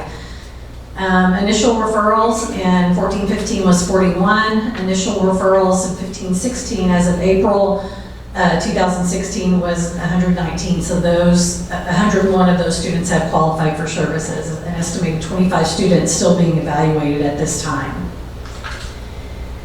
And some supports that have been put in place are a structured learning classroom. It was created with the goal to provide a continuum of services really for students with autism. There is currently a SLC classroom which is located at Cibolo Valley, and have some recommended for 16-17. There are 2 bridge classrooms that were created to support students with exceptional behavior challenges. One is at Green Valley Elementary and one is at Schlother Intermediate. And we're looking at possibly, based on numbers, an additional classroom 16, 17, don't know that yet. The major initiatives for special education are that we began to participate in the Schertz reimbursement program. And so many of our special education professionals are billing so that we can receive reimbursement for our students. We restructured student supports to ensure a continuum of services. We created a PEIMS and ITEX data validation process, standards-based IEP training, and we're planning more of that training in the summer. And we're also preparing for what the commissioner and TEA are going to say about cameras in certain special education classrooms beginning in the fall of 2016, following that very closely.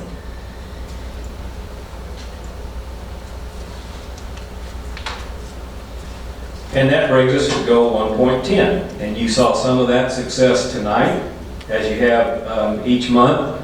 So those are the beliefs. Yes, sir. Before we go, to what do y'all attribute the increase for the IEPs? I think it.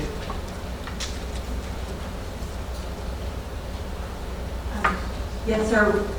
We have been looking a little more closely at the referral process and how we evaluate the need for assessment and parent requests for evaluations, and our due diligence in being our obligation for child find to identify students with disabilities. So those are being processed more frequently now. And the high qualification rate that we're seeing already, the 101 out of 119 referrals, I think points to the fact that these referrals were good referrals, and we are trying to take care of business the best we can. So it's was it 10%? I don't know what this is. That 10%, is that normal for any school district, or what's normal for a school district, or what's average? Or I think there was a number up there. Well, I think if you would compare it just to the overall growth of the district. 10% increase since October. I mean, are we increasing that at a faster rate than other school districts? We're increasing that at a faster rate than our total enrollment, student enrollment. Yes. So that is something we are looking at closely to be sure that that the evaluation process is being done with fidelity. I'm pretty confident in that. And we're being sure that the students we're serving are, quote, the right students. Okay. And when it's time for consideration of dismissal from services, we'll look at that closely. Also, we do receive a lot of students transferring into our district because of the special education services, and even in the military, folks are asking to be relocated here if they have special needs children to be able to attend our schools. Okay, thank you.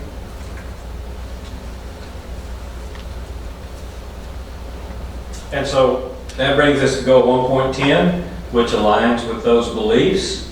Once again, the incremental goal for this year is 88% of our students involved in some extracurricular activities and participation.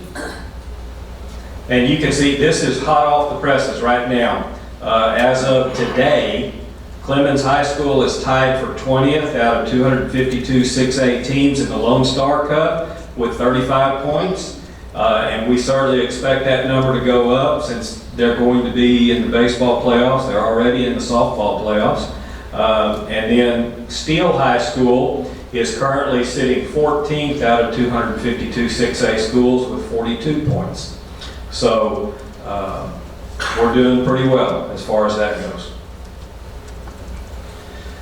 This is our extracurricular participation. You can see that we are knocking on the door of our 88% goal, and that is current as of this week with a month to go in the school year. And this is last year's Quality Cup points. And if you look at the numbers in the red, those are the total overall points from last year. And you can compare those to this year's currently, and you can see quite a big jump. We think Corbett has not put in some of their spring sports. I know they did extremely well in basketball and track very recently. But you can see there's been a pretty big jump in those Quality Cup points. And once again, this shows it in graph form. for the last 3 years. And once again, we're working through all of these suggestions that our principals made at the end of the last school year to increase our participation and our success rate in all of these areas. And our last goal tonight is goal 1.11 for the academic achievement distinctions. We did review this in the fall, that these are the eligible distinctions. Won't read them to you, but they're all campus distinctions except for post-secondary readiness, which you can earn that as a district as well.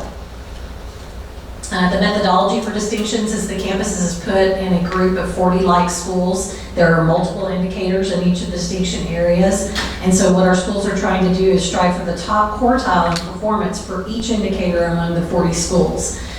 They have to fall in the top quartile for a set percentage. It's kind of complicated, but a set percentage of each of those areas to earn a distinction. And our indicators are listed here. I won't read them to you, but many of the things that we talked about quite a bit. We wanted to ask Sarah Dolphine from Wilder Intermediate to talk to you tonight about what she did at her campus to raise awareness about distinctions and moving forward for this year.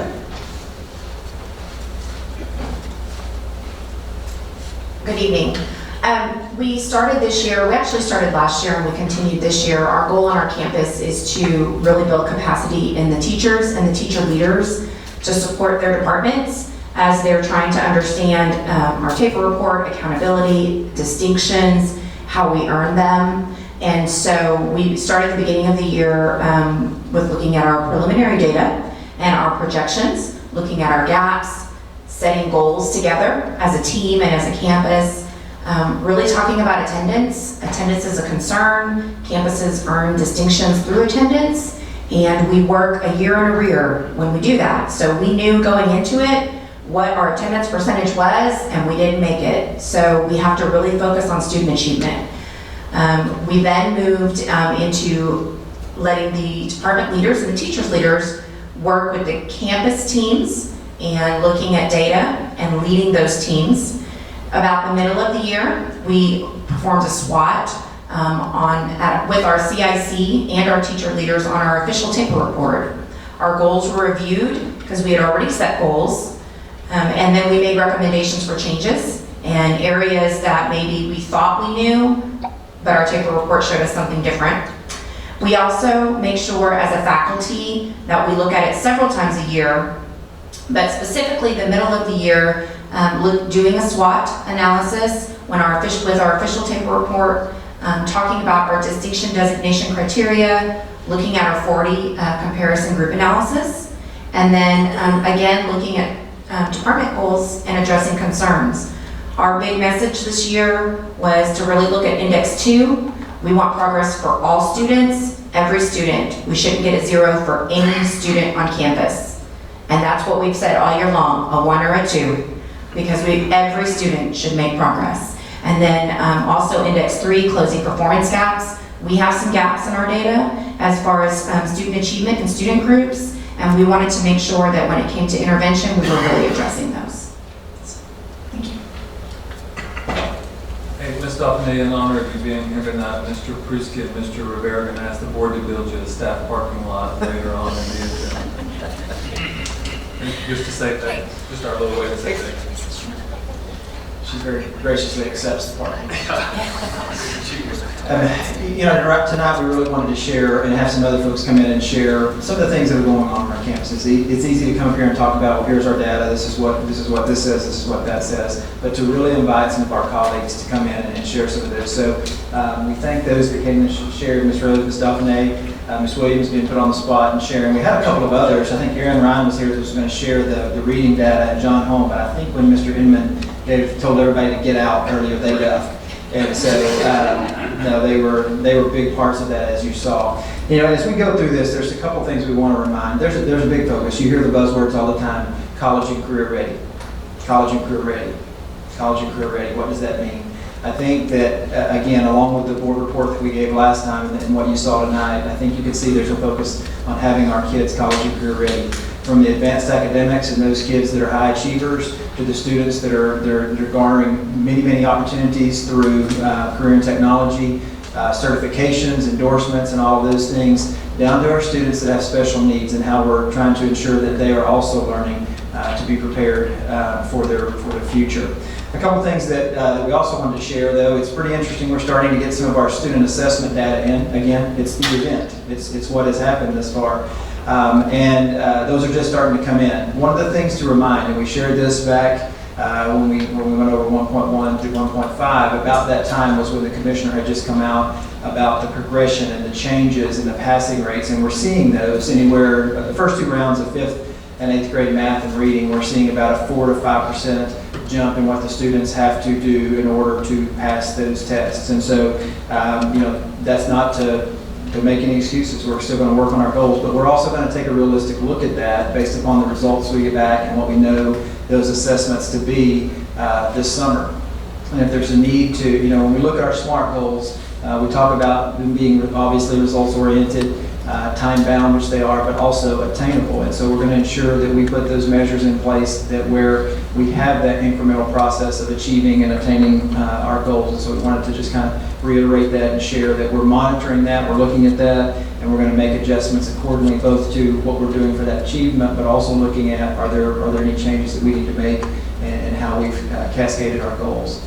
A couple things that we come back to, again, I think you could see by inviting some of our colleagues, and we could have picked from many teachers and campus personnel and district personnel to come in and talk about those things. Again, for those of you that were here last year, if you'll recall, we did that with goal 1.1 through 1.5 and talking about some of those things that are helping us get there. And that's always a really neat thing to hear our teachers come and talk about the things that are happening on there. And I know they could have come up and shared a lot more. Ms. Dauphiné, Ms. Rhodes, Ms. Williams, they could have shared a lot more about the great things that are going on.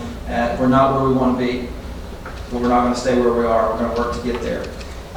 And again, just talking about school leadership, and then just also acknowledging, and we did this again, and you all did this at the beginning, but just acknowledging those folks that are working hard together, that are forming those PLCs, that are working collaboratively in the best interests of our kids. You see some of our staff members, certainly our principals who are leading the efforts on campuses, and you guys acknowledged that earlier. Really where the rubber meets the road and leading their staffs in that collaborative conversation. Some of our special education staff, and then also some of those that are helping us not only achieve our goals in 1.10, but I think everybody understands the connection between having kids involved in school and their academic success. And so we also recognize those that are more of a part of our athletics or fine arts in that, and how we're all working together to achieve that. Ms. Dauphiné did a great job of talking about the campus leadership team, and if you'll recall, we made an investment. We didn't have an expenditure. We made an investment in our teacher leaders and have well over 200 teacher leaders and campus administrators go through a coaching academy, a PLC coaching academy, and I believe you could ask any of them. Well, we actually had an opportunity to share at our DIC meeting yesterday and ask what are the most impactful opportunities for professional growth and professional development, and I know one of the highest ones was the work that we're doing in PLCs, the work that we're doing in collaboration with one another, the common commitment, the collective commitment, what we're doing in planning, designing lessons for students and ensuring that they learn. So thank you for the opportunity to come and share a little bit about what's actually going on and what we're doing to get us the event or the goal that we want to achieve. Thank you. Any board member questions? I don't know if it's the right time. I lost my little thing on the microphone. Like, where is it at? I was recent tour. A teacher talked to me about Abido. I remember it was brought up before the board maybe about a year ago. Yeah, how do you pronounce it? Abido. Yeah. Did that apply? Yeah, exactly. How's that program going, and how's it fit into PLC? Well, Advocacy is a writing program that we've emphasized across the district, and it's still gaining momentum.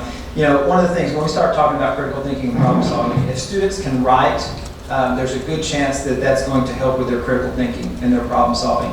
It's also it's one of the best ways for a teacher to see what a student's thinking. You obviously can't look in their head, but through the writing process, they can do that. I think it was Dr. Gibson that mentioned the student that wrote in the note earlier that said they're going to be a fantastic writer and do well. But that's part of the process that goes along with that. And it's not just an ELA or an English process either. We have a lot of our teachers in other content areas that have been to our Appraisals training, and they're utilizing those strategies in the writing processes for their kids, whether they're journaling, writing short answers, those type of things are helping that critical thinking process along with our TTQQ, our thinking through critical questioning. So all of those are designed for, and when we talk about that, that's not for the highest achiever. Well, it is for the highest achieving kid. It's also for the kid that's a middle achiever, and it's also a student that's struggling in that. And so Appraisals is a writing program that we're utilizing across the district. Thank you, that's all. I'm just going to say, this always goes on the website too for people to see. So I know some people are like looking and glancing, so I'll look at it again. The only thing I was going to say is back to the special ed, just having that history of working with kids in special ed. I'm glad to know that those who are being recommended, they're just not sending any kid, which that was a great question you asked of why that high percentage. And that obviously, since that many made it in, it was a needed thing. And so I appreciate those kids getting the services they need. The question I guess I have is we have a goal tied to it, that number. And so I don't want people to think just because we're over that goal, that's a bad thing. Because we want them to get the services they need. And so if we go over that percent, we go over that percent if they need it. Well, and I appreciate Ms. Maloney saying what she did about that. When you look at those moving in our district, and we've heard that from our military as well, that have students with special needs, they look at our district. I would say a lot of them look at our district anyway. But when you have those quality programs, people seek them out, because they want their children to be in the best environment possible. And again, all of you guys echoed that at the beginning of the meeting as well, when we're acknowledging the work of our teachers and our staff members. And so it's almost kind of one of those things with Ms. Williams, if we build it, they're going to come. And we're doing a great job of moving toward the direction of a coherent sequence of opportunities for our kids as it relates to special education. Yeah, it's happened for years that we do have families that move into our district because of our special education program. I mean, we do have programs on some of our campuses that other districts may not have. They may have them now, but they haven't always had them where we have them. And we have quality programs, and we have quality programs, I should say.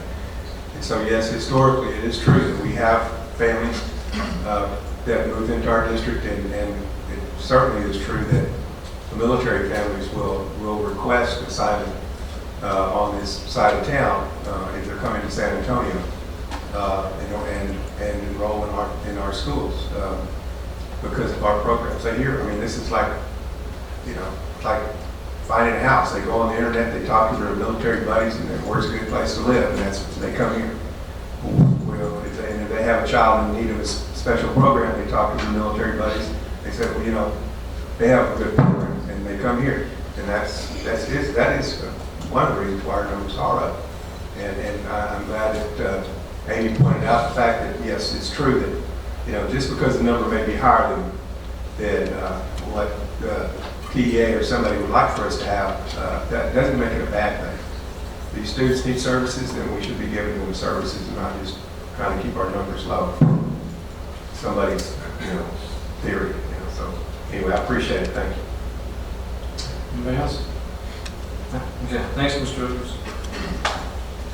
Next up, we have the report on the construction update from Mr. Pruski.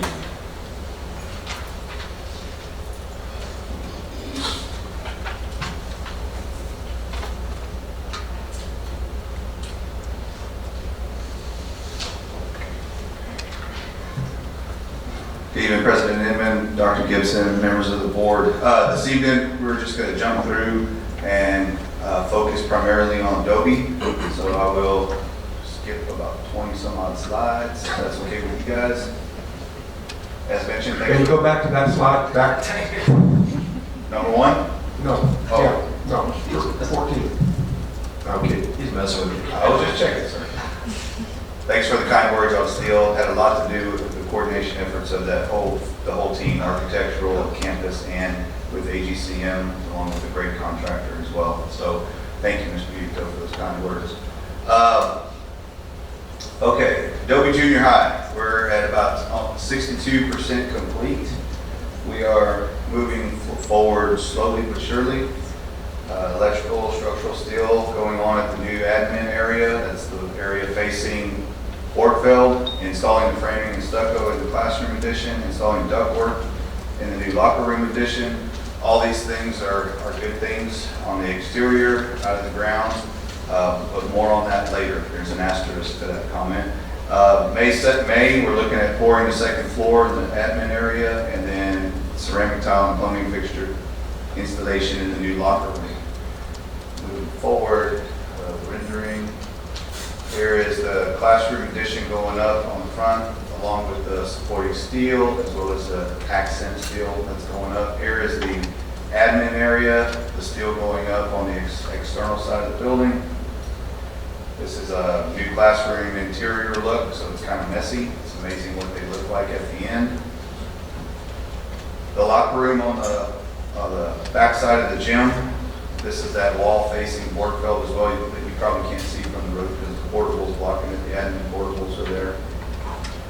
And then the food vending machines, which, if I could talk about that for a moment, the food service in collaboration with our construction management program, as well as with the campus, especially with the campus. Adobe will be losing its kitchen in May in order for us to do the renovation in time for the start of the next school year. We hope that we can do that. So in order to do this, we're adding some of these food vending machines to assist with the student loads at the lunch times. Instead of standing in line and waiting, you can go up to these things. Now, yes, that's 2 more additional lines, but it's less lines and less time to get the students through the lunch lines for the campus as well. So in looking at this, we're piloting the program at Adobe, which may increase to other campuses as well, depending on how this goes. We did a test run yesterday, learned a few things, applying the learning for full implementation to take place the first week of May. So that is when Adobe will lose all kitchen functionality, to use the word plain and simple. They will have no access to the kitchen, so everything will be from external coming in or from internal with these machines. So along with those lines, there is this is an updated schedule running into some of the issues with construction and with renovation. Things happen. So we're now looking at the new locker room addition coming online in May. June, having the classroom addition, the art rooms, and the computer labs all complete and available for us in August.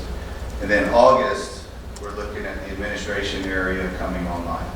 There is a distinct possibility the admin area will not be ready for the first week of school. It's possible it could be, so it's right up to that timeline. We ran into some challenges with structural steel and connecting to the existing building without going into a lot of details, which caused, we deal with structural steel and the consultants and the engineers and the architects and the contractor. It takes a little while to work a few things out on that director side. And then looking at move-in and having that project done in September. That's pretty much it today. Any questions? Just seeing on that new serving lines, do you think we won't have them when school starts possibly or not? We are aiming to have those before school starts. Right now we are, renovation's a touchy deal. When we start tearing some of that older stuff out and put the new stuff in, the plan is to have it ready. It may be ready the night before. I'm being honest here. Or it could be ready 2 weeks after school starts. So we're planning to have it ready for school time. And that's why I wanted to let the board know here in April that this is what's happening in case you start hearing some chatter. Appreciate the honesty.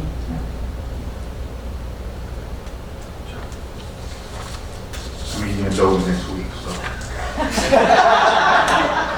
Let us know how it is. all that part of the report? That's it, sir. All right, you're still up, so next item on the agenda is the resolution for interlocal agreement with the city of Schertz. Mr. Rivera?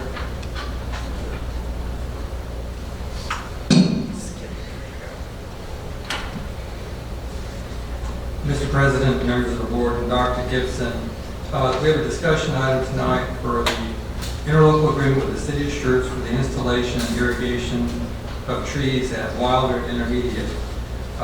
This is a discussion item only. As the board is aware, we'll be bringing later on an action item for the approval of a parking lot construction project at Wilder Intermediate. The project also includes additional trees and irrigation systems to be installed there. The city of Schertz, our partner, is offering to pay for the required trees and irrigation portion of the Wilder Intermediate project and has provided an interlocal agreement for our review in order for them to do just that. Is this something unusual? Mr. Bruce, it's unusual.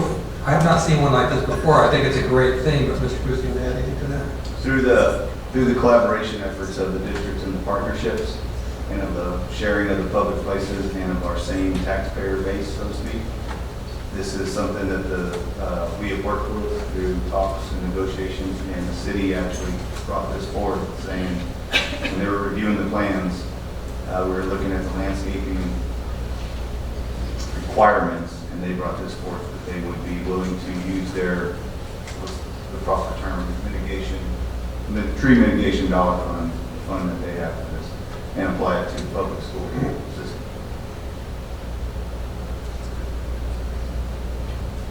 Kind of a no-brainer, in other words? I mean, there's no reason not to do it. How many trees? Just enough for mitigation efforts? $14,000.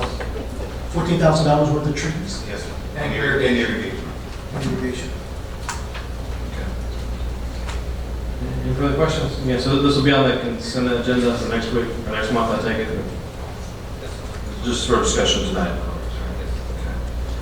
If you guys work out any other similar type of agreements with the city, and you use this to pressure the city of Cibolo as well, and Universal City, see if they can go along with this. So, all right, anything else on that item? If not, we'll move on to the next item. Discussion and resolution for interlocal agreement with the TASB Benefits Cooperative. Mr. Rivera, Ms. Cannon.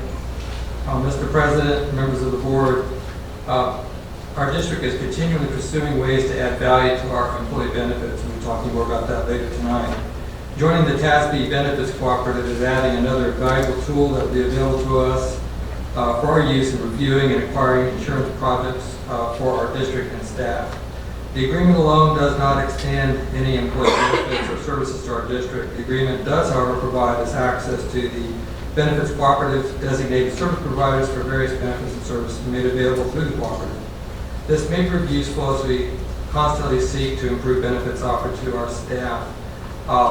It's a tool if we wish to use it in the future, if HR realizes the value it could have for us, if they decide that. Tonight, though, we also have with us Mr. Cole Henshaw from the First Public, which is a subsidiary of the TASB Benefits Cooperative, is here tonight if there are any specific questions for him. Have we not been a member of this before? We have no copy of a cooperative for this particular benefits. We've always gotten our benefits on the street ourselves, and TASB Benefits Cooperative saw a need in the state of Texas and created, became this cooperative for school districts like ourselves. Is there anything that you have in mind at this point, or is this just to get things set up ahead of time in the event that there is something? I would probably leave that to Linda Ken if she had something in mind in the future. We are looking into some things. The TASB Cooperative will allow us to change our enrollment platform. So that could be one avenue that we're looking at. And there's some ancillary lines that we might possibly get a lower rate for. So potentially in the future, there could be some things we would want to do. Any questions for board members? I know you traveled all the way down here from Austin, I assume, or? Houston, but... Houston, okay, well, how's it going in Houston? It's good time to go down to Houston. Well, it's good time to go down to Houston. What types of benefits are we talking about? Are we talking strictly insurance kinds of things or what, annuities, any kind of things we're talking about? I'm sorry, sir, what was your full name again? My name is Cole Henschel. Okay, Cole Henschel with TASB.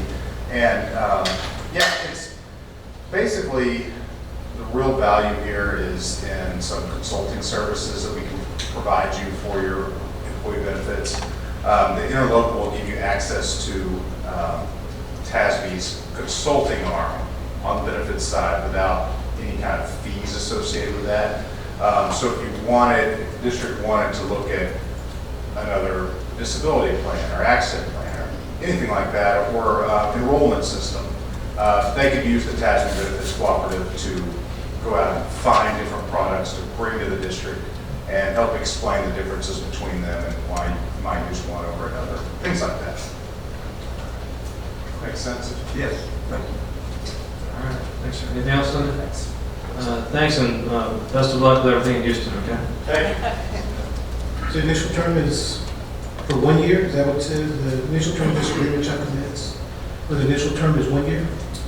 Or what are we talking about? If the board does decide to take action on this, at the next, this is just consent item, or rather the discussion on tonight, it would be 1 year and then it would be renewable thereafter. It says it shall automatically renew for successive 1 year terms. Thereafter. So we would have to take unless the board voted. I'll say one more thing there. The interlocal agreement itself just renews in perpetuity, but you don't have to utilize any services under the interlocal agreement. It basically sits there with your approval and allows the district to use any of the services in the co-op, but they're not required to. Basically, it just gives you access. All right, thanks, Colin. Yeah. Any further? All right. Next item on the agenda is review of changes to performance evaluations and appraisals for teachers, campus administrators, and the cabinet. Ms. Cannon.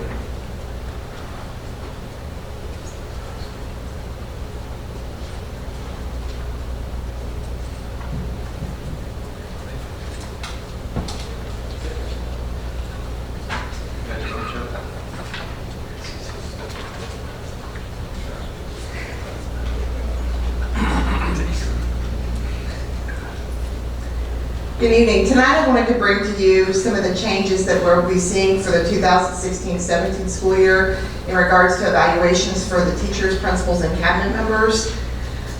Looking at the teacher appraisal, it's actually changing next year. The commissioner recommended system. Currently we are using PDOS, and that is actually moving to T-test in the 2016-17 school year. By policy, the superintendent of each school district, with the approval of the board, may select T-test as the commissioner recommended, or we can locally develop our own. This will require changes to our board policy, DNA, legal, and local, so you will be seeing that come back here before the school year starts. Looking at our statutory requirements for what has to be in a teacher appraisal, the first thing that has to be in there is the implementation of a discipline management procedures to produce student engagement and establish the learning environment. And this isn't required until the 17-18 school year, but currently it's also saying that there has to be performance of individual teachers, students' progress academically. And we can say that we are seeing some of that being challenged, so we're wondering if that will still be around in the 17-18 school year. But we do have at least a year to try to figure out how to evaluate teachers on that measure. Looking at the domains of the T-test, there are 4 domains: planning, instruction, learning environment, and professional practices and responsibilities. And I've given you a copy of the rubric itself that teachers will be evaluated with. So within those domains, there's dimensions. So in the planning domain, the four dimensions that there is standards and alignment, data and measurement, knowledge of students, and then activities. In the instruction domain, there'll be scored on a rubric with content, knowledge, and expertise, communication, differentiation within the classroom, and then monitoring and adjusting. Looking under the learning environment, it's focusing on the classroom environment, managing student behavior, and the classroom culture. And under professional practices and responsibilities, looking at the demeanor and ethics, they will be goal setting, they will be looking at their own professional development, and then their involvement in the school and community. The rubric itself is scored on the following performance levels. They start distinguished, accomplished, proficient, developing, and improvement needed. Basically, the way we were trained is you start the proficient on the rubric, take a look at that. If the teacher meets that proficient level, then you move up to the accomplished, see if they meet that level, and continue to distinguished. If you look at proficient and you see that they're not at the proficient level, then you move down the rubric to the developing and see where they fall on that rubric. Looking at the process itself, we'll begin the fall semester with every teacher setting goals, every teacher developing a professional development plan. This will be done in conjunction with their administration. There is still one classroom observation of a minimum of 45 minutes embedded into that. They are suggesting it be a full lesson cycle. So if an administrator hasn't seen the full lesson in 45 minutes, then they need to stay for that full cycle. So it could be 50, 55 minutes. After they are observed, they then are required to have an observation post-conference face-to-face with their administrator. So it's really a coaching model, sitting down and talking about what the administrator saw and then getting feedback from the teacher themselves. There can be additional walkthroughs and observations conducted at the discretion of the certified appraiser. And then teachers are allowed to provide some artifacts or evidence at the end of the year, and actually through the year, with cumulative data, just providing information to the administrator on things that's going on in their classroom. There will be an end of the year conference. It is required to sit down again face to face at the end of the year with their appraiser, and they are given a written summative annual report after that conference. It is really based on that growth model where every teacher establishes goals for themselves. Every teacher is looking at their professional development. PDOS was more about, it was kind of a compliance piece, and the teachers that really set goals were those teachers that were in need of assistance. Now it's going to a model where everybody is looking at their own professional development and things that they can grow in with their instructional practices. Every principal and assistant principal will be trained and certified as a teacher's appraiser in June of this summer, and then teachers will be given an orientation as they come back in August. That's provided by the campus administration themselves, and they do have to be trained the first 3 weeks of school, and it has to be at least 2 weeks before their first observation. And then we will still continue to establish a calendar for appraisals of teachers, and we will bring that to the board for approval. Looking at the district method, the commissioner now has changed the principal appraisal as well, and they've developed what's called the TPES. This may require us to also bring a change to board policy DMV legal based on that. Again, it's a growth model where every administrator is setting plans for themselves, looking at their goals, looking at professional development based on their own needs. It's meant to be a continual improvement of instruction. It's meant to be a coaching model where they're given feedback throughout the year. They're identifying their needs and guiding their own professional development, and principals will be trained in the summer on this model as well.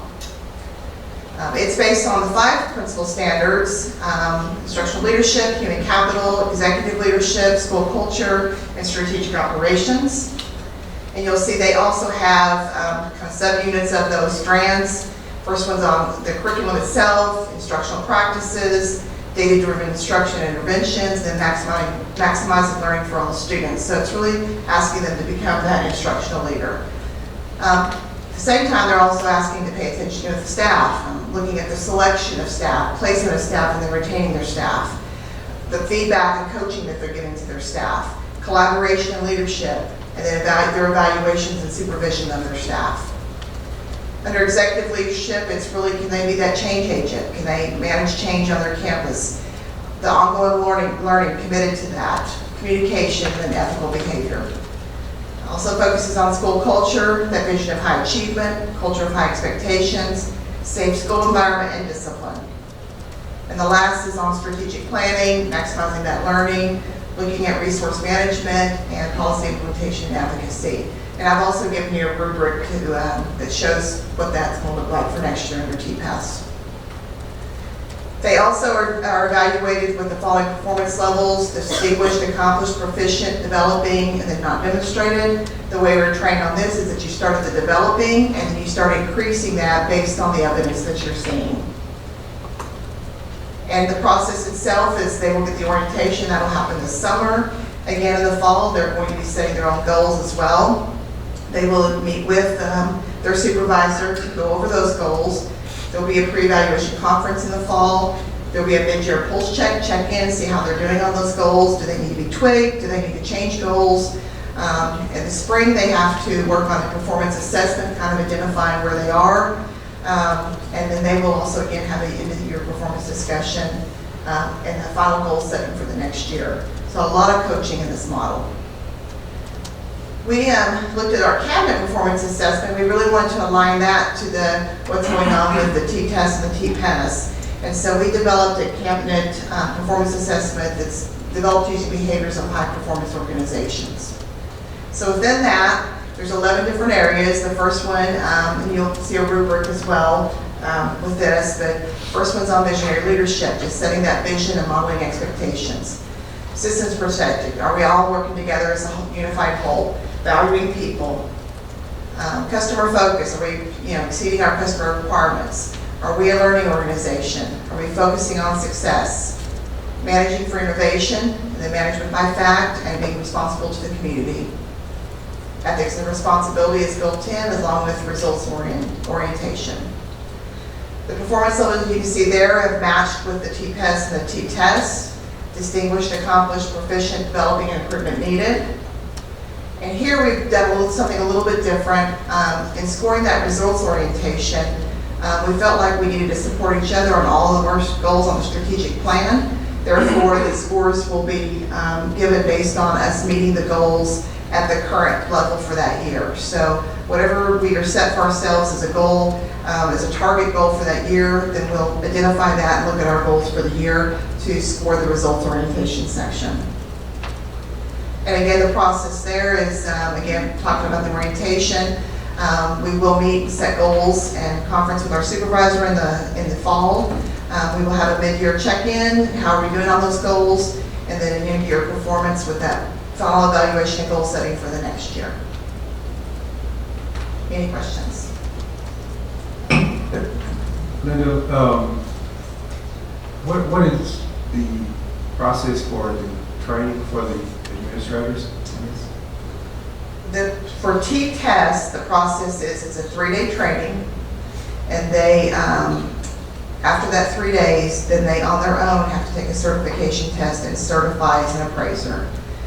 It's a lot of looking at classroom observations, scripting those classroom observations, scoring the rubric, talking amongst each other in the training, and really calibrating that training. And then what they do is they certify you by watching a lesson from a video, you script that, and then you on your own have to go in and score it. And that's a yearly process now where they're going to have to train. They don't do it for the 3-day, but they do have to certify yearly for the calibration. So it's fairly similar to the PI's training. It is very similar to that. What are the gradables as far as, a teacher can, or an administrator has the option of giving the teacher a calendar window, a time, a week, or whatever, a day? Is there opportunities for that? Yes, currently that's in board policy, and our board policy says that they will be scheduled observations. Okay. So when we bring back board policy, that'll be a decision we need to make if we're going to continue to schedule the observations, or whether there'd be a window, or you can do it announced. Yeah, there's probably going to be some bumps along the road. Definitely. A new process and a new format.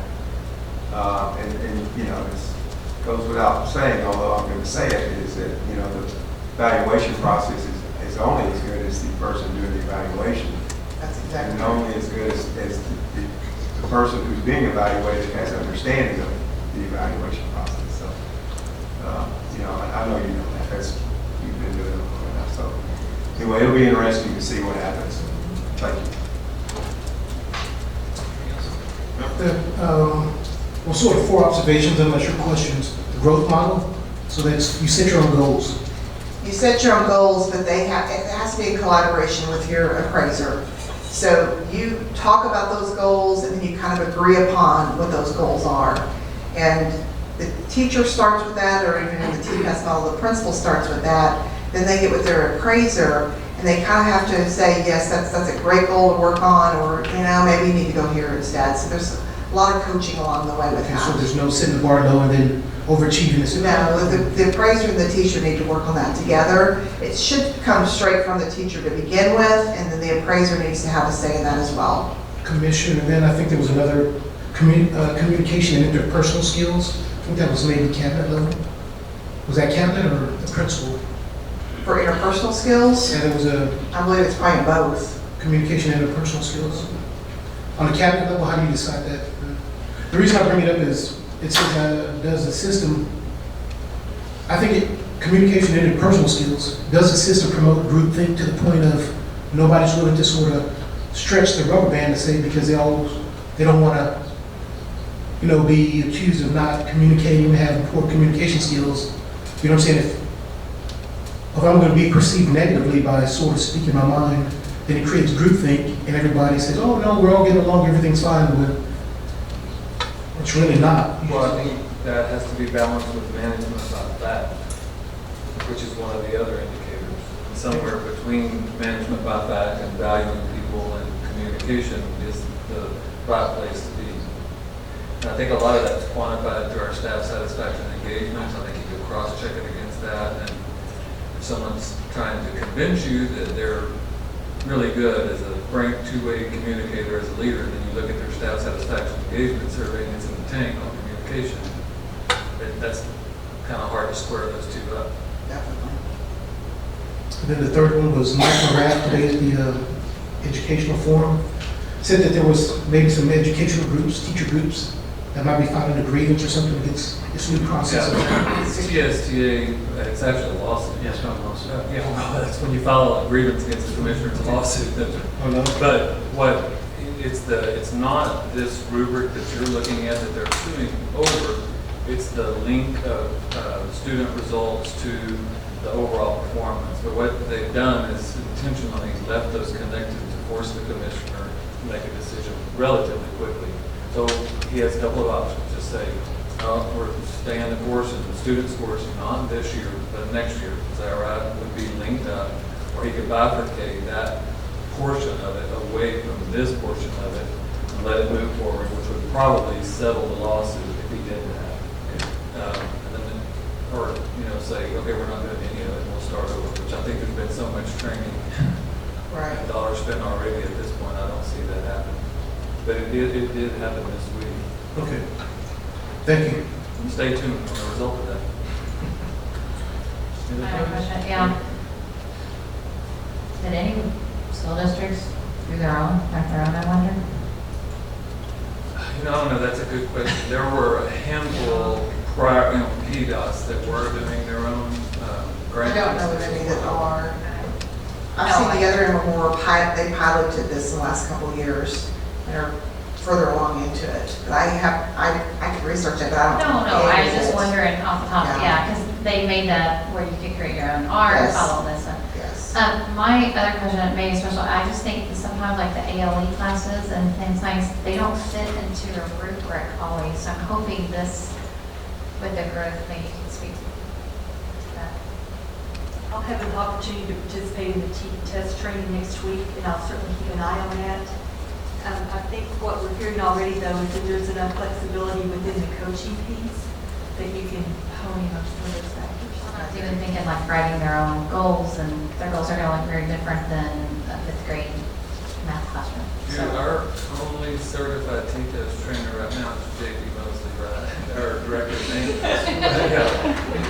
But JD, you shared with me because he went to the same training in the same week that we did. He's taken his online assessment, and Linda and Damon and I have not yet. So I'll just put it out there. We're getting there. I think it opened last week and he had it done after about an hour. But what you said, I think that your lesson that you scored was ALE classroom. It was, and it was probably a classroom, 6-7 small group classroom, especially in a classroom that my test was on, basically. So it was you know, which, to what you're saying, you know, we look at it, it's like, okay, you know, but it works. I mean, I passed the test, so.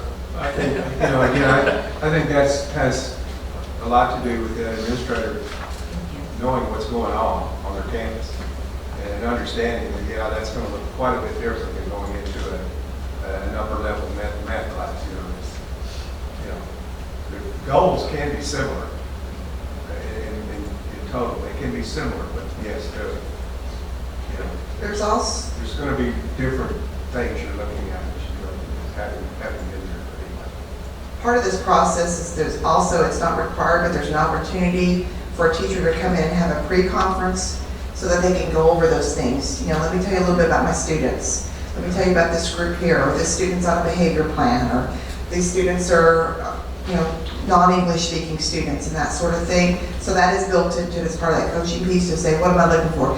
If they have a goal of working on certain strategies like Kagan strategies, then they might go in and talk to the principal and say, hey, I've really worked on these things. Can you look at that within my lesson and see how I'm doing? So there's an opportunity for that as well. Any further? All right, thanks. All right.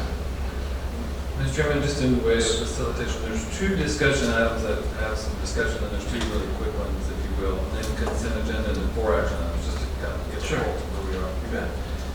Next item on the agenda is for discussion, local policy update, FMF local. Dr. Edwards? Yes, thank you, Chairman. Actually, I'm going to defer to Mr. Woolford. President Inman, Dr. Gibson, the board, we are proposing, and it's a discussion item tonight, but we are proposing to update FMF local. There is no specific language in this policy to account for academic level courses related to UIL eligibility. That's those advanced academic courses that are eligible by the UIL for waiver of eligibility. What we would like to do is add that language into FMF local. That also ensures consistency among principals at all of our campuses, junior high and high school campuses, with respect to all UIL activities. There is some inconsistency right now. There is a paper chase process for students to run down teachers and run down their principal. There's a lot of last minute look-fors by coaches, so this will take a lot of pressure off of teachers, coaches, directors, sponsors, as well as the campus principals. All right, so in a nutshell, currently, if someone is taking one of these classes, they could possibly be failing and they're not automatically disqualified by UIL rule. Yes, sir. UIL rule gives the principal the opportunity to waive those courses if they're the approved advanced courses. And then so that leaves up to the principal to, some may waive, some may not, so then I guess where it's inconsistent between various campuses. Exactly, and there's no minimum, maximum grade, so to speak. This policy would put a bottom line basically of a 60 on the grading scale. That's what UIL allows. Yes, sir. And this is a practice that we're doing. I mean, for the most part, if the principal gets the petition or whatever it is, 60 is kind of where we had the cutoff. We're just trying to make that solid and consistent. So also, students and parents know that as well. There's not any subjectivity to that. Do you know just what other districts do with this? I think most districts do what we're proposing. So this brings us into line with them, and it adds consistency across all our campuses. Question? Advanced level coursing meaning IB, AP? IB, AP, dual credit, pre-cal. The UIL has a list that is identified in our student parent handbooks, so everybody knows which courses are. Okay. Are there any unintended consequences that come, when I read the strike through part, it talks about removing or no longer adding 5 points to, That's a different policy. okay. That's the next policy. I rolled too far ahead. Okay, so we're not hampering our students by doing this. In other words, all of our competing districts have a 0 right there, and we're putting a 60. I mean, we're basically doing what everyone else is doing. We just make sure it's in policy and everybody understands what it is, so there's no ambiguity and whatnot. Yes, exactly. And the whole, I guess, the gist of the point differential there, when you look at 60 to 70, is to not cause any negative consequences for students that may be struggling at the time, and to encourage them to try our advanced academics courses rather than play it safe and not have that buffer there. And this is actually not just in high school. This would be fifth district, anybody that's competing in UIL. Actually, the UIL put this rule into effect when they also put in no pass, no play to encourage students to continue to take advanced courses. Any further questions? All right, on to the next policy, which is EIC local. Yes, sir, and much along the same lines, Mr. Perkins brought it up a minute ago.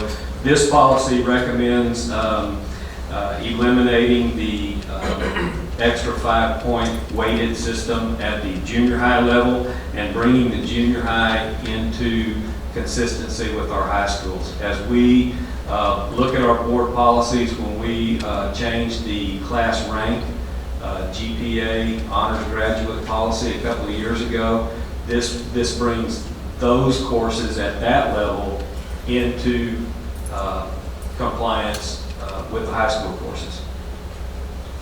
And much like the previous policy, the UIL allows advanced courses to be waived at the junior high school. This district, to my knowledge, has never done that.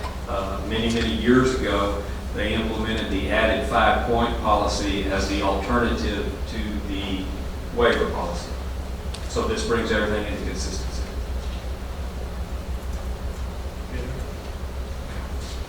Any further questions on that one? Okay, thanks, guys. All right, next item is discussion Texas Association of School Boards 2016-18 Advocacy Agenda. Include this on page 48. Just real quick, some of you may have gone to the grassroots meetings of Region 13, Region 20 this past spring. That's where TASB puts together its advocacy agenda for the next legislative session, which will be coming up here in January. At this point, TASB also entertains resolutions for particular school districts.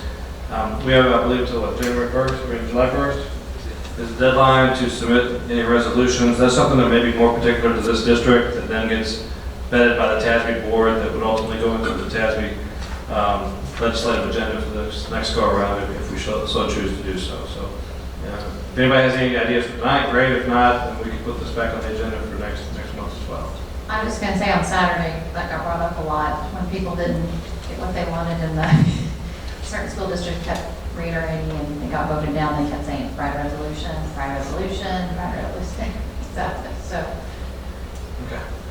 So this, just keep this in mind. If there is something from a legislative standpoint that you think we should be doing or should be advocating, these aren't the big general things like more money. It's something typically unique to the school district or something we would like to see that's just not being addressed. Any further questions on that? Well, the only thing that strikes me right now is that the superintendents of Bexar County are working on similar to this, and I think it may fit in this eventually. And even if it doesn't, we're going to bring it to all of the boards anyway, is a resolution to encourage TASB and TASA to re-engage the Texas School Coalition, which you'll probably remember, where all the various groups get together and say, okay, these are some tenets of school finance that we can agree on. Because historically what happens is that once the bills start getting introduced, and these are the terms that they give at this legislative level, but once they start giving the runs out, which is just showing all the districts what you're going to get and not get, we have a tendency to start fighting each other, and we implode internally almost every session.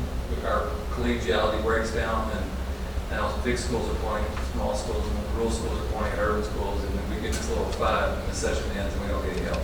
So basically, what we're trying to do, and maybe Pollyanna, but to say, okay, seriously, there's some basic core tenets of school finance here that we need to all agree on. We don't, and we're actually saying, we need to commit to not let wedges be drawn between us during the session, and fall prey to that game that works every 2 years against us. So I think we'll bring that back no matter what, whether it ties into this or not. Possibly, we're working on it. It's amazing that the superintendents actually agreed to write on resolution to propose to the board. It's a small act of miracle. Lots of egos. But we're close. One question I did have on the performance evaluation and appraisal, does the board need to approve that, or is that just for discussion purposes? It would need to come back as action item. The way that we read that policy right now, those are action items. We know T-test and T-pass, but we think there's another link.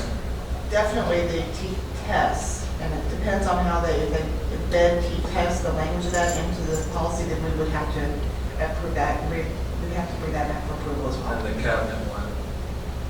And the cabinet one, yes. Because under Yes. existing policy, it says other administrative something. I can't remember, needs to be board approved. All right, nothing further then, we'll go on to agenda item number 9. And again, just for the sake of saving time with each of our board meetings, several of those items, which would be item number 3, 4, 5, 6, and 7, were discussed and vetted tonight, and those will be placed on the consent agenda for May's board meeting. If you do have any particular questions or ideas or input in the meantime, feel free to talk to Dr. Gibson. Otherwise, those will be on the consent agenda for next month. And as always, you're more than welcome to pull one of those items if you want to at May. Everybody okay with that? Okay. All right, moving on to the consent agenda, which does start on page 53. Would anyone like to pull any particular item for a separate discussion? Everyone wants? All right. Seeing none, do we have a motion to approve the consent agenda?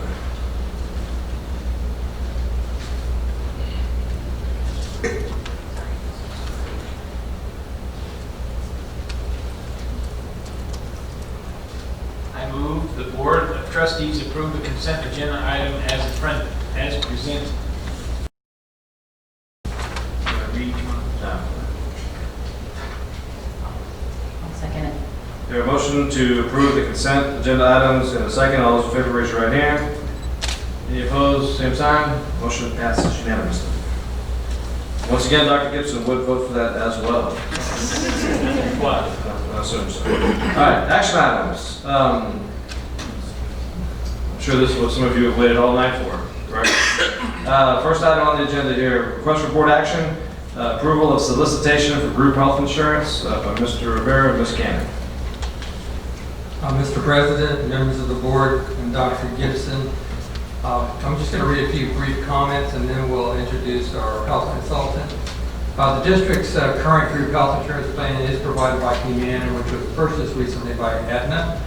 Based on the recommendation of our new insurance consultant, Gallagher Services, and recent market changes, a request for proposal was issued for these services and other voluntary benefits. 23 proposals were received, of which 6 were for group health and 17 for supplementary insurance proposals.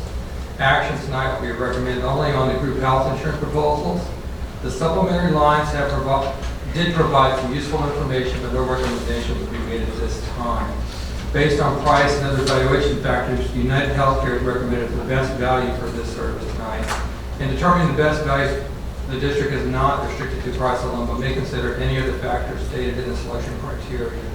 United Healthcare has been in the health insurance industry for over 39 years and has experience in other local school districts such as San Antonio ISD, Comal ISD, Northside ISD, and Harlandale ISD. Funding for any resulting contract will be provided under the general operating budget. The district has provided $300 per participant toward this insurance for the past 7 years. Mr. Gary Heisel is from Gallagher Benefit Services, our insurance consultant firm. He's here tonight and will be sharing a presentation outlining the process that's led to our recommendation tonight. Mr. Heisel. And Gary, before you start in that, the revised action sheet that Mr. Rivera was just referencing and the PowerPoint, basically an earlier draft of the PowerPoint was emailed out yesterday afternoon. Okay? Yes. So what you see in the board book is not as updated as what you're about to That's see. correct. This is up to date. I have a hard copy of that if anybody wants to look at it. Good evening, Mr. President, Dr. Gibson, the board. Again, my name is Gary Heisel, and I work for Arthur J. Gallagher, and we will go through the process and proposal that we went through for the medical plan starting September 1st. First thing we'll do, we'll talk about an overview of what the intent is and what we're looking for. We'll talk about the process of the RFP, what we went through to go through it, the results from it, and then what recommendations we have. Okay. The district asked us to look at the medical plan review for the upcoming plan year. Currently, it was mentioned, I believe that Matt mentioned that the district contributes $300 monthly per employee for the medical plan under the insured arrangement through Humana. This new plan year is September 1st of 2016, and during our discussion, the decision was made not to join any of the TRS plans for this next plan year. Okay. So the process, we went through what we think is a pretty robust process on the RFP to determine what the best options are for the district and their employees. The main goal was to keep the benefits as we have today as close as we could to current, and also minimize any change to employee needs for not only the plan but for the costs. The district's cost is the $300 number, if you will, that was mentioned earlier. That will remain the same for this next plan year. And what we did this process, it was actually a good process, I think, working with the procurement area, CFO, benefits, and human resources, the ELT, and ourselves. Okay. Essentially what we did is initially the insurance consultant committee chose the consultant and then agreed to bid the medical plan. So from there we drafted the medical plan for the RFP, working with procurement to make sure all the necessary forms and items and questions and sudden data were implemented within the RFP. We received the responses back, of which there were 6 respondents coming back through procurement. We collated those results and reviewed them with ELT. From there, we narrowed those down to 2 finalists, which was the incumbent Humana and also United Healthcare, as they had the 2 top scores. Since we had worked with United Healthcare, we brought them in for an interview, face-to-face interview, and from there we submitted for the last two finalists to submit best and final offers. Put all that together, we reviewed one more time with the insurance consultant committee, and then from there we have made a recommendation based on all these discussions and interview and the best and final.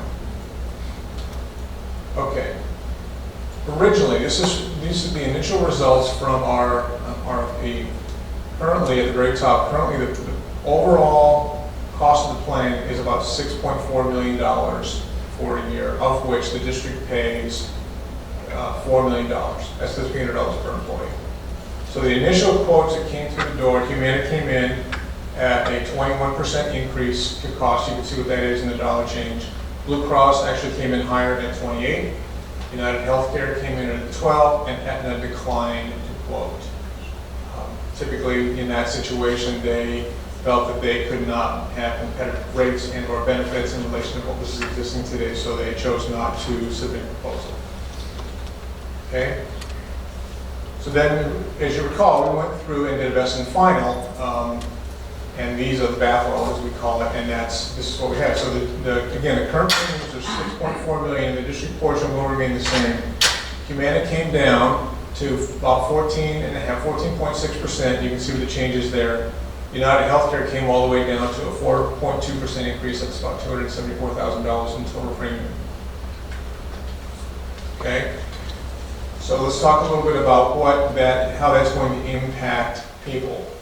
Today, this is what happened. This is what's existing today. There are 3 plans today with Humana, options A, B, and C, and it totals about 1,136 people. And you can see where the people are. This is more from a kind of a level set. And you can we'll go into what that means going down the road. Okay, today with Humana, the top left-hand box, that's the total rates today that are paid. These are monthly rates by plan. You can see the number of people and the totals there under each plan. Below that is kind of a high level on what the plans are, deductible levels, and so forth. On the right-hand side, this is how much the employees pay. This is today, how much they pay per month for their coverage. So depending upon the plan they choose and the tier, what I call a tier. So it's employee-only coverage, that would be the top level. Employee family is the bottom level, and you can see what the other ones are in the middle. Okay, that's today. With the Humana plans, this is their best and final. You can see what the rates are, and remember, with the district contributing $300, the employees pay the difference. On the right-hand side, the kind of their lowest plan, it would be an $88 single rate, employee-only rate, where today the lowest one is $25. On the bottom are what the difference is. Those bottom numbers on the right-hand side, this is the difference every month that an employee would pay for the variety of plans. So you can see what that is. With Humana on the bottom on the plans, they chose to alter their lowest cost plan and to try to be as competitive during the bid process. They quoted an HMO. And an HMO, for those of you who may not know, it's a plan in which you choose a primary care physician and you have to use the network of doctors and hospitals. If you choose not to do that, there is no coverage. Okay, in exchange for that, it tends to be a lower rate. So you can see what that comes out to. The addition plan for the lowest cost plan is about $63 additionally per employee. That's for Humana. For United Healthcare, you can see what those rates are. They actually, we felt the best thing was to go with 4 plans.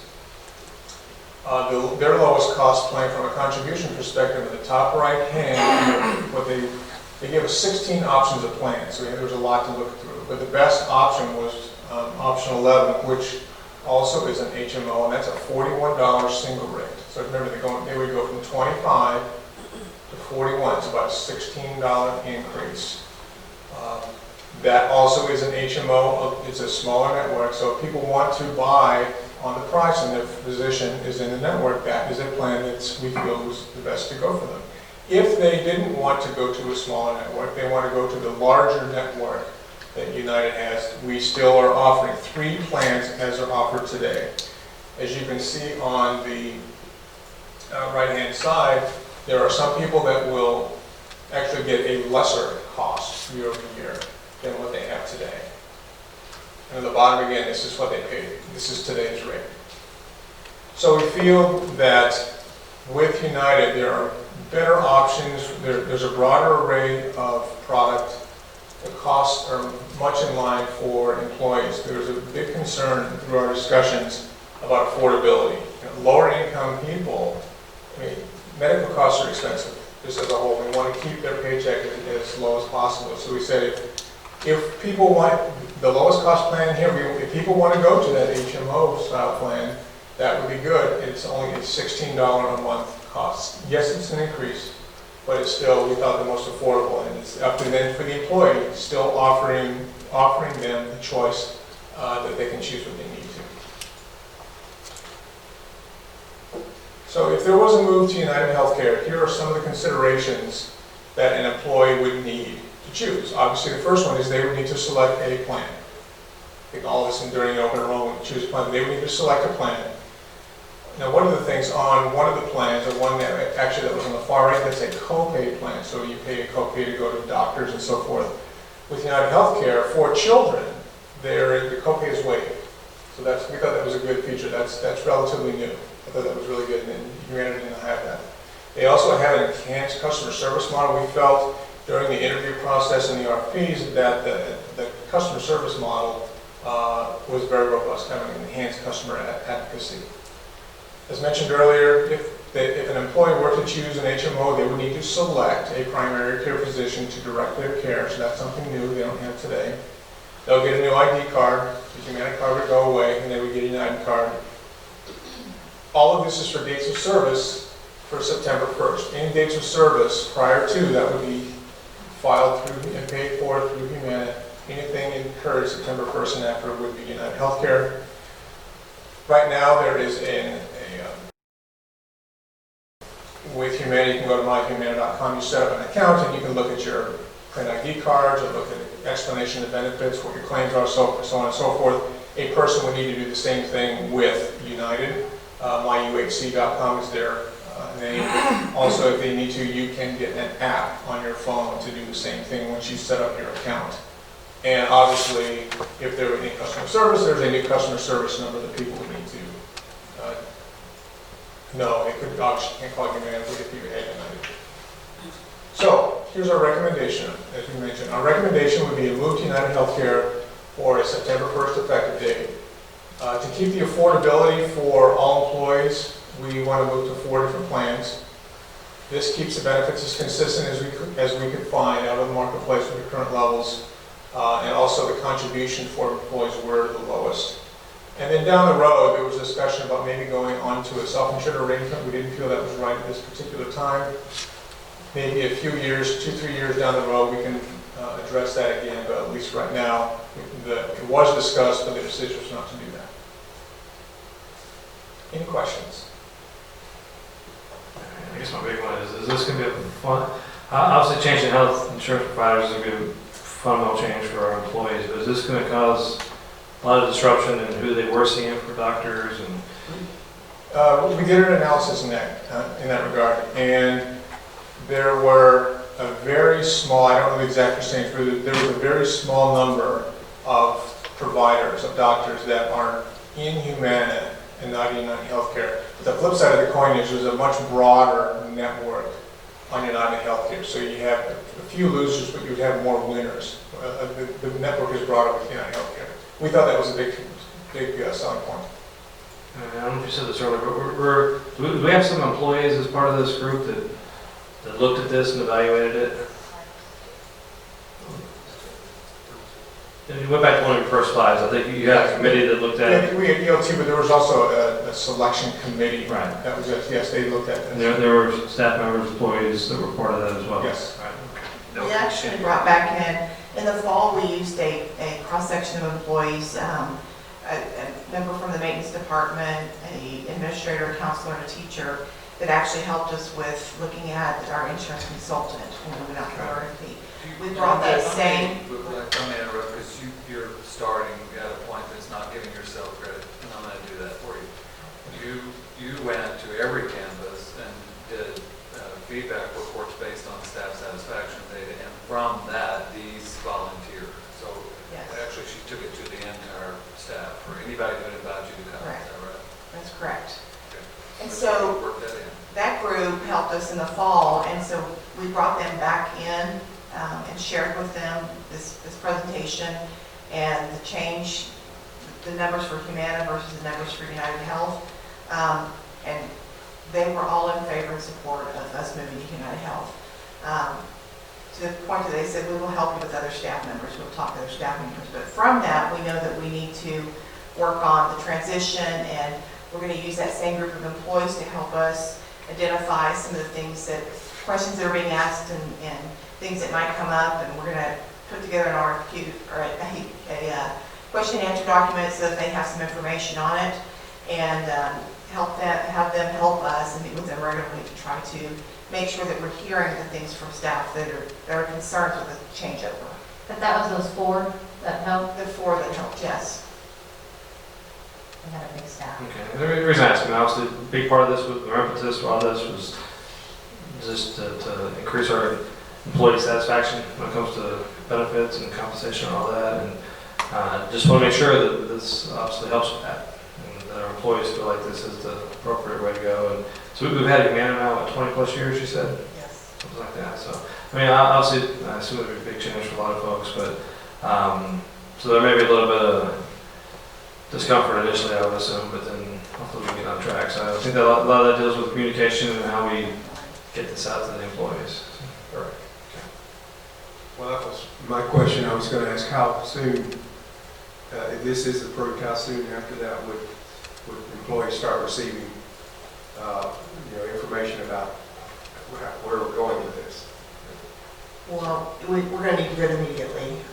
We're going to work on next is the communication booklets that we have to print and put up, but because we're on a quick turnaround with the open enrollment coming up and end of May, June timeframe, we will need to start handing this out immediately. Yes, okay. Right, so we would work with United Healthcare and then within Gallagher to create the materials to present to employees to explain differences. Because we understand, I mean, a medical vendor change is something that needs to be communicated a little more in depth than if you just kept it the same carrier every year.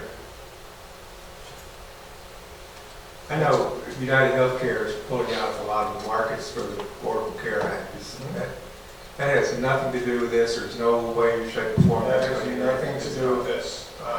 That is totally separate with the healthcare exchange that was set up by the Affordable Care Act. I just wanted to ask. Thank you. I want to, yeah, this was a hard decision for me because it affects a lot of people's lives. I mean, you know, for healthcare, that's a major thing. And I have United Healthcare, that's a, right now.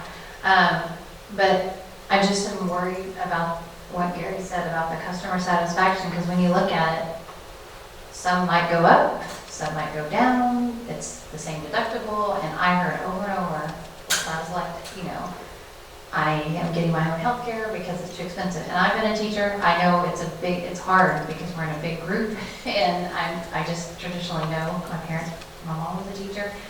But I know the fast turnaround and why it's an action item night is because you gotta get that out, right? Because we've gotta get that going. I know y'all done your duty, it's just a major decision to me. But if they're getting their own health care because of high costs, it's going to continue. This is sort of lowering the cost. What, at least the HMO option, right? For United Health. The HMO, if you're looking from a true cost perspective, the HMO is the lowest cost for an employee out of their paycheck. They'll have to behave a little differently in that they will have to pick a primary care physician, but they do still have a good plan to go with to be able to access their care. And if they choose to go on their own, I mean, that does happen. That happens. You know, and they really understand the district is subsidizing the cost. If they go on their own, depending upon their income level, they may get little or no subsidy to get their own care, their own coverage.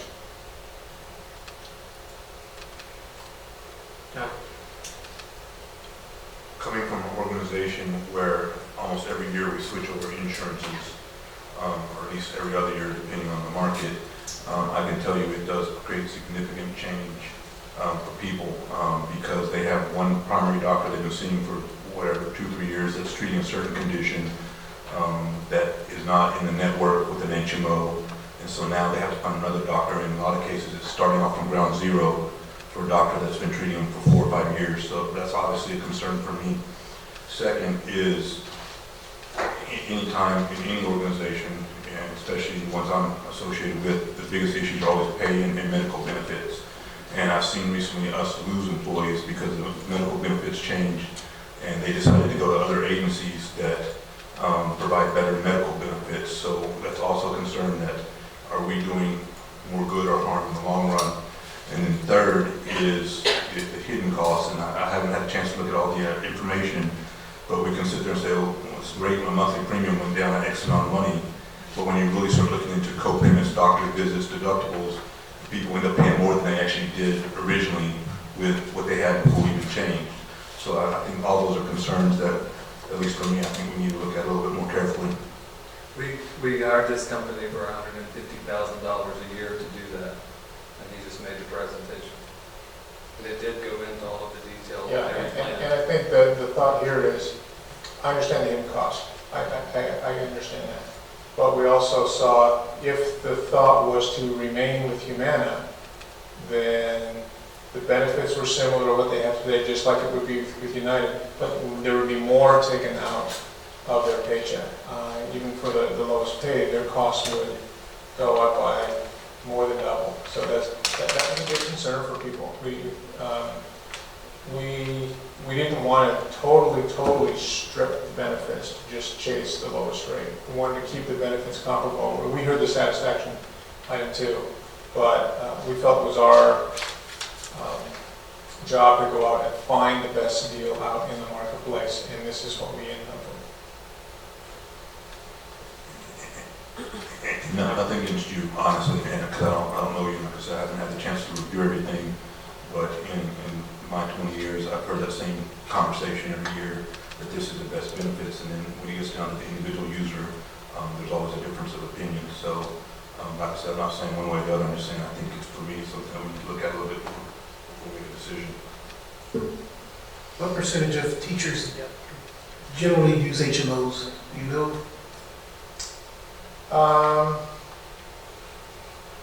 HMOs aren't as prevalent in school districts as they are in the private sector.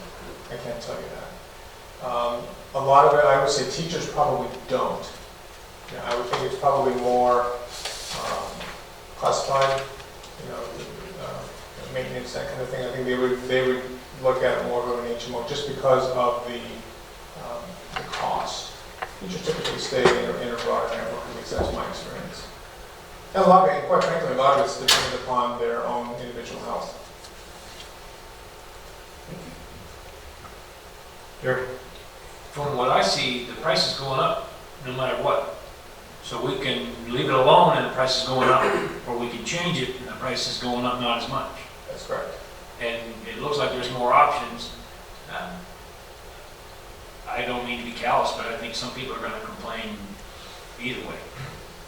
Many of them are, and I think the sooner we get on with it and present it and market it to them that, hey, we went out of our way to get more options and keep the cost down, the sooner we can start marketing, the better. Yes, some of us have been sitting up here for years, hearing from teachers that they're part of the satisfaction survey. This is the lowest that we're scored on. And so, as Dr. Gibson pointed out, we felt like this was the best way to answer that, was to go out and have someone in this company to find the best that we can give our teachers. And there's never going to be anyone that's going to be 100% satisfied, no matter what we do. That's just the nature of the beast. And yeah, prices are going up for everybody. You want your prices jacked up, go join the TRS Active Care. Then you'll see your prices jacked up. Again, it's like Jerry said, your prices are going up. It's just how much do you want them to go up? It's just, we're going to try to mitigate some of that in making a different plan available than what we've had, and try to at least, again, like I said, mitigate some of that damage. But no, not everybody's not going to be happy, and we'll just have to take a hit for that. But trying to do the best we can to answer that concern that we've heard for years and years and years. Although this is the highest paying staff in a radius of 17 school districts, that's still, we get hit with that every year, and it's frustrating. So this is what we thought was the best thing to do, is to pay someone who actually has the job of going out and looking for the best plan that we can give our faculty, our employees. Just, this is the way it is. So that's where we're at. I think that's what needs to get communicated. And I don't know if everybody, when you go out, a recommendation would be like, we listen to feedback, this is what people wanted, this is what we got, this is the best we can do, because otherwise they're going to keep just hitting us on that. Well, you're going to hit us with it no matter. At least we have an answer. At least we're trying to do something. And they're going to have more options. We really haven't, done a whole lot in investigating this. We've had some expense to do this. And I think it needs to be reiterated too, they might jump ship to go for more benefits, but, we might have that. It's a catch-22 when you give less benefits but pay higher. And also the thrust here too, was to try to keep the benefit design itself as close as we could before, because I know historically that had not been the case. Historically, the district had reduced the plans, increased deductible levels quite a bit, and so we didn't want to do that anymore. We wanted to keep those the same, and again, try to keep the cost as best we could. Couldn't get decreases for everybody, we got them for some. Well, the other option is that we can look into the budget next year is adding dollars to that benefit that we give them, and we'll have to take it from somewhere else, because that dollar line that's a finite number too. So we're going to have to take it from somewhere to do that, and I'm willing to do that. But where are we going to take it from? Take a look at the budget. I'm willing to give them more money to help them out a little bit. That's tax-free money right there. That's correct. And so that is a benefit, but we're going to have to take it from somewhere. So if we do that, then understand that somebody else may not be happy about that. So 6 of one, half a dozen of the other. Everybody would be happy with more money. Some people aren't going to be happy because it's got to be coming out of their budgets. to make up the difference. That's what's going to happen if we choose to do that, and I'm willing to do that. Okay, well, yeah, the big picture for me is there's no way, nothing we can do to make 100% of people happy. It's just not going to happen. Some will be upset that we changed, some will be upset that we didn't change. The idea here was to hire an outside independent consultant to evaluate the marketplace and make a suggestion on what they think is the best plan for the most number of employees. Having said that, I mean, I've heard at least one or possibly more board members think that we should give this some more time and consideration. If that is the case, what is it that we would be looking at or evaluating further?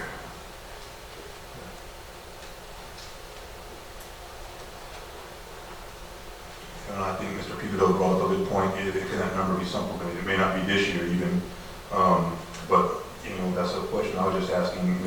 Once again, my organization, the employees are 100% free. Obviously, it's a smaller number, but is that something that we could look at long term, even considering either increasing that number or if an employee supplementing it more as an option? Yeah, and I would say, just, I don't know if others would agree about it. We've discussed that some years, but then you've got, honestly, if you give the employees a choice, do you want $500 increase in your pay or $500, I'm just making up numbers here, increase in health insurance contribution? There'll be something to say, give me the paycheck because I've got health insurance through the military or some other means, so there's always a debate on that. I mean, it's not as simple as that, quite honestly. Even though those dollars may be tax-free if you do it through the health insurance. But I guess the big point here is, does anyone see a reason to put this off another month, or is there something you want to take a look at, or is everyone okay with going forward tonight? Okay. It's on the agenda. We need to deal with it. Okay. All right. So, any further questions? One more question. Sure. Because I've never had to deal with it. If you pick an option that you don't like and it costs you more than you thought, and you want to change it, how often can you change options in the plan? Once a year, That's what I want. unless you have Change in status. Yeah, change of status, but once a year. And I'll say again, I'll go without saying, but this is a communications thing, just like our paychecks. We say at every time of period that we're one of the highest paying districts in the area. We need to let our employees know that. Same with the health insurance. It's not going to be a perfect world here, but we heard their, I'm not going to say complaints, but we evaluated this over the years. We gave it some serious thought. We hired an entity here for a pretty good paycheck to evaluate this. We've put some time and effort and focus on this, and this is the recommendation that we've received. And we need to let our employees know that that's what we've gone through, and it's not going to be perfect, but we're trying to satisfy a problem here. Mr. President, Mr. Inman, before you move on, just one more thing. One of our belief statements is that we believe good communication is critical to success, and I can't think of one activity where good communication is going to be critical to success. This is one of the primary reasons we chose Gallagher Benefits, is because of their marketing and education program with staff and clients to put the word out to help our consumers, our employees shop smart. They shop for complicated things, whether it's trips or airlines or colleges. They're going to be educated how to shop smart for their own health care to get the best value for them. We're glad that Gallagher is on our team. That's a good point. So does Gallagher participate in, if we approve this, actually getting together with our employees, answering questions, holding their hands, so to speak, on what their best options are going to be? Is that? Yes. That's where we go from here? Yes. Okay. Does anyone have a motion on this item? There's no further questions?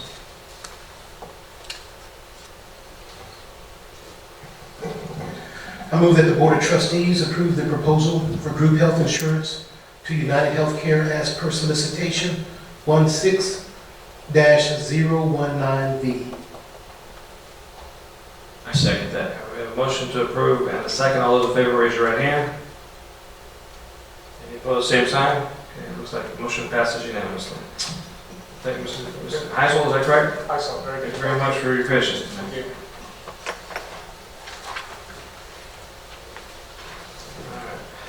Next item up on the agenda is conveyance of 2 utility easements 15 feet in width and 10 feet in width. Thank you. Located at Byron Steele campus. Mr. Rivera. Mr. President, I'm remiss. I forgot to mention we have 2 representatives from United Healthcare here tonight. Okay.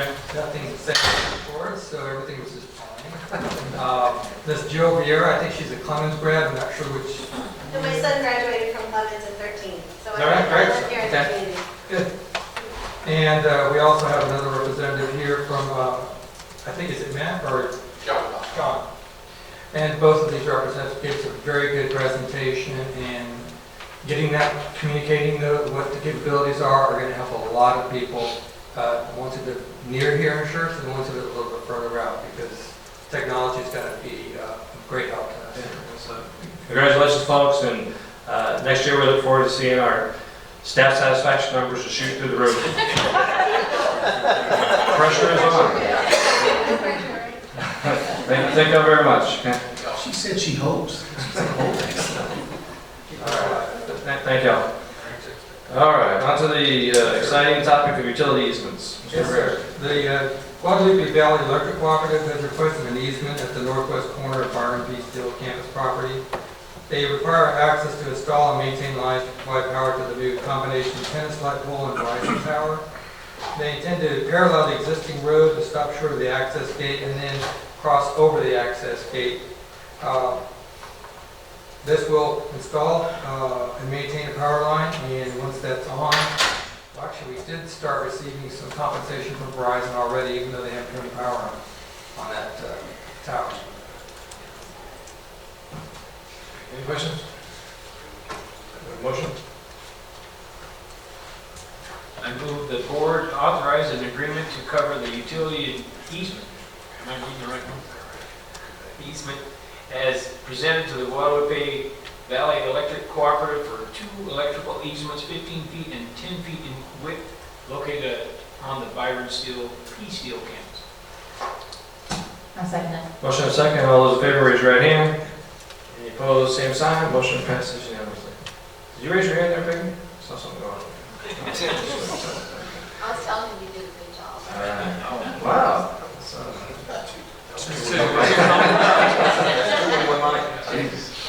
Better leave while you can. All right. Next item, request for board action. Approval of solicitation for construction of additional parking at Wilder Intermediate. Mr. Rivera. Mr. President, members of the board, this was presented previously at the January board meeting about Wilder Intermediate requiring additional parking for staff. Amen? Amen.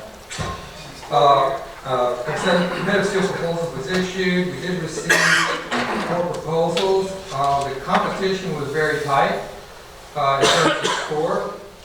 Funding for the campus parking additions provided by the general operating budget. D&D contracting is recommended for this project. And we talked about the tree mitigation, so it's actually the overall cost is going to be lower once we get reimbursed from city insurance.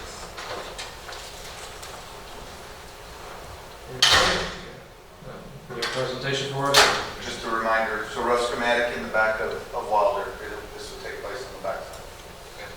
Any questions? Yeah, I was looking at how much room is there between the parking lot and the back fence there? Is that still playground area? Yes, sir. They'll still be playground. So they'll be able to access that through another. Looking at the picture, at the corner of this is the corner of the new building that we just added. And if you go straight across, all the play areas over here back towards Inglewood. Okay. Yeah. Okay. All right. Thank you. Your motion? A motion that we move the board of trustees accept the proposal from D&D Contracting in the amount of $93,934.92 as per solicitation of 16-020C Wilder Intermediate Parking Lot, and acknowledge that funds are available under the general operating budget. I second. Motion and second. All those in favor, raise your right hand. Any opposed, same sign. Motion passes unanimously. Did you raise your hand on that one too? All right, there we go. Doing good tonight. Okay.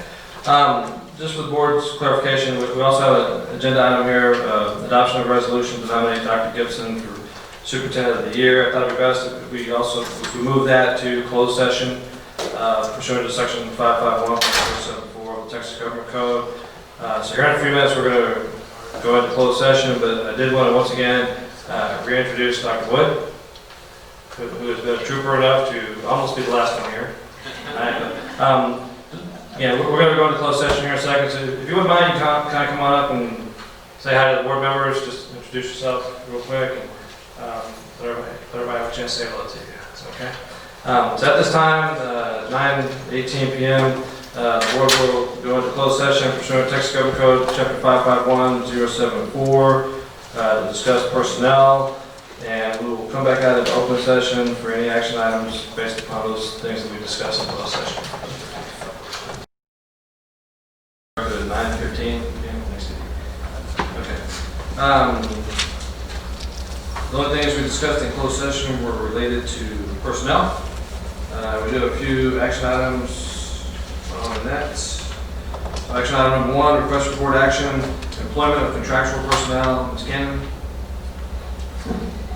Yes, the positions on the employment list as presented in closed session are replacing and filling new budgeted positions for the 2015-16 school year. Do we have a motion?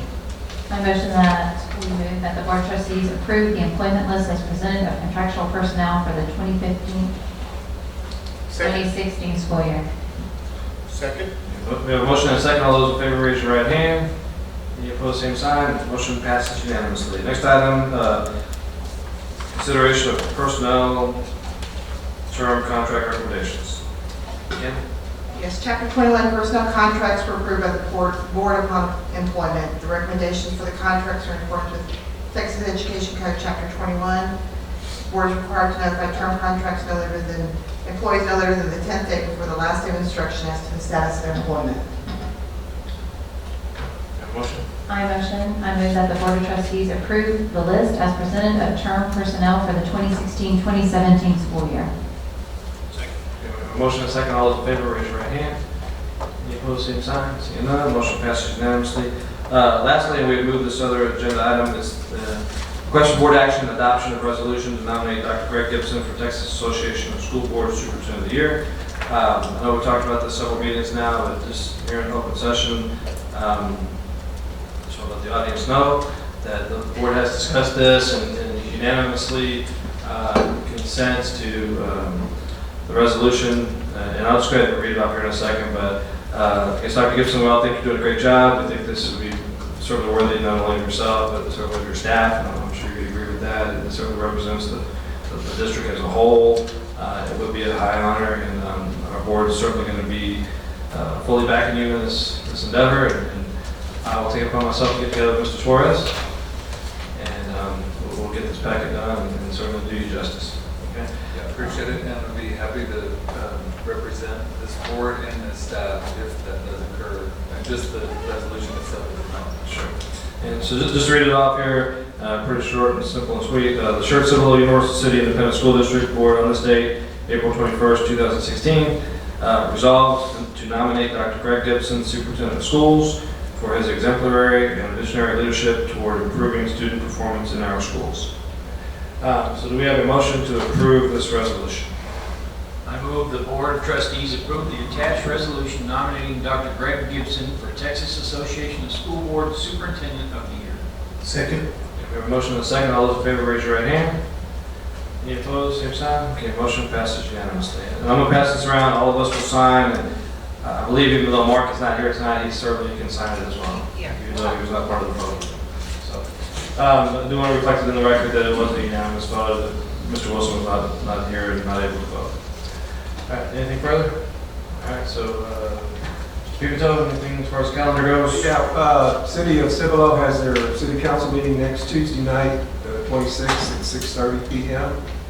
And moving into May, Tuesday, May 3rd, Universal City has council meeting at 6:30 p.m. And then on the 10th, we have 11:30 a.m. at Tri-County Chamber, at 6 p.m. at Schertz City Council, and at 6:30 p.m. at Cibolo City Council, all on the 10th of May.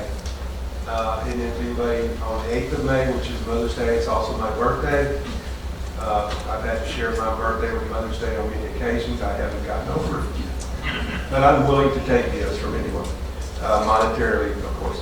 6:30 p.m. on Thursday, on the 12th, Thursday the 12th, Selma City Council meeting on the 17th of May, 11:30 a.m., Schertz Chamber of Commerce, And on the 19th of May is the regular board meetings for us, 6 p.m. On the 24th of May, Tuesday, 6:30 p.m., Cibolo City Council. And at 7 p.m. on June 2nd, we have Thursday, June 2nd, we have the Clemens graduation at 7 p.m. at Joe and Harry Freeman Coliseum, and I believe, doesn't Allison still have their graduation the same night as it? But they moved it earlier to 6 p.m. 6 p.m. Okay, so we're gonna have to. And Mr. Recitation, you volunteered to stay back. Yeah, I'll go to that. I appreciate that. That I'm would be staying in house. Okay, good. That would be great. And we will announce that that's what you're doing at the other graduation. So, 2 of us are gonna be at Allison Steele. Yeah, I actually was going to attempt, and yeah, I you thought guys that's are what we were welcome. gonna do. You were welcome. We'll have a band backed up and start that one, and then slip behind stage, and then head over to Steele. Okay. But they're volunteering. They're volunteers. Back to make sure every diploma. All right, cool beans. So 6 o'clock for Allison Steele at Lowry Auditorium and 7 p.m. for Samuel Clemens at Joe and Harry Freeman Coliseum. That's Thursday, June 2nd. Friday, June 3rd, 7 p.m. Byron P. Steele at Joe and Harry Freeman Coliseum as well. All right, so that does it for May and the first couple of days in June. I can't wait to get home and tell my daughter that she shares the birthday with the honorable. Oh, yes, as Harry S. Truman and Ricky Nelson. And she turned 16 that day, so stay off the road. I'll be 66 that day, so. Stay on the road. I won't be on the road. Stay on the sidewalk. Oh, no, I will be at the Majestic watching Motown. Okay. That's a commitment to excellence too, May 16th. Yes. Yeah, and I'll tell you guys too, I've done this several years, but just keep an eye out for your mail this time of year and email, because you'll get invited to various school functions you may not even know exist. RTC may have a banquet, or somebody may have a little function, cheerleaders, or who knows what, and you hate to kind of miss those things or not even know about it. So just pay extra special attention to your emails and mail over the next few weeks or so. Anything further? Okay, so again, sorry, go ahead. Just what you asked about, maybe something to be put on a future report or something? And at this time, I'd like to ask, is there anything any board member would like for a future agenda item? I don't know if it's an agenda item or a report, but I had this sort of misfortune of being one of the responders to attend that Lackland shooting, active shooter. And then we had, a week later, we had what we call a post-incident analysis. In that post-incident analysis, you realize that some things went wrong, some things went right. But it brought up the question of the school system, and when was the last time you sort of had an active shooter, I guess, training exercise or something to that effect. That's all it was, is it's on my mind. I'll just make sure we have one, so when it does happen, we say, oh yeah, we just reviewed it. I know he's. Yeah, so do you want to, was that, I wasn't at the EPAC the other day, is that part of that process, or what is our status for active shooter? Well, it's going to be part of our overall, and I'm sure, were you there? I wasn't there. We had a representative there, but it's kind of a twofold question: is what is the school's response, and what is also the emergency services response? I can tell you, we can go in great detail what the emergency response is. I think what we just need to focus on is making sure that the school district's response is aware of what that response is going to be and what their role is in it. But we definitely. And I will say, we're in the process of developing a comprehensive emergency operating procedure for our district, which would include those type of not only conversations, but possibly scenarios. And so that's part of that EPAC process. And if he wants, we can talk offline and do a little presentation next time, but there's definitely things in place. Just as long as parents know. So we call for a board agenda or report, or just wanted to make notice of, make sure we're up to. I like the parents to know that we're working on it. Incidents like that happen up, we think, man, is Schertz prepared? If the parents know we're prepared, that's all I need to know. So however you want to distribute that to the parents. All right. I mean, yeah. You got 30 seconds, by the way. So I'm just gonna well, let me know when I'm down to 10. No, it probably on the May board meeting, I think we'll be through with our meetings with the Blue Ribbon Committee, and I'd probably like to do a report at that time, that I can give you what information I can give you.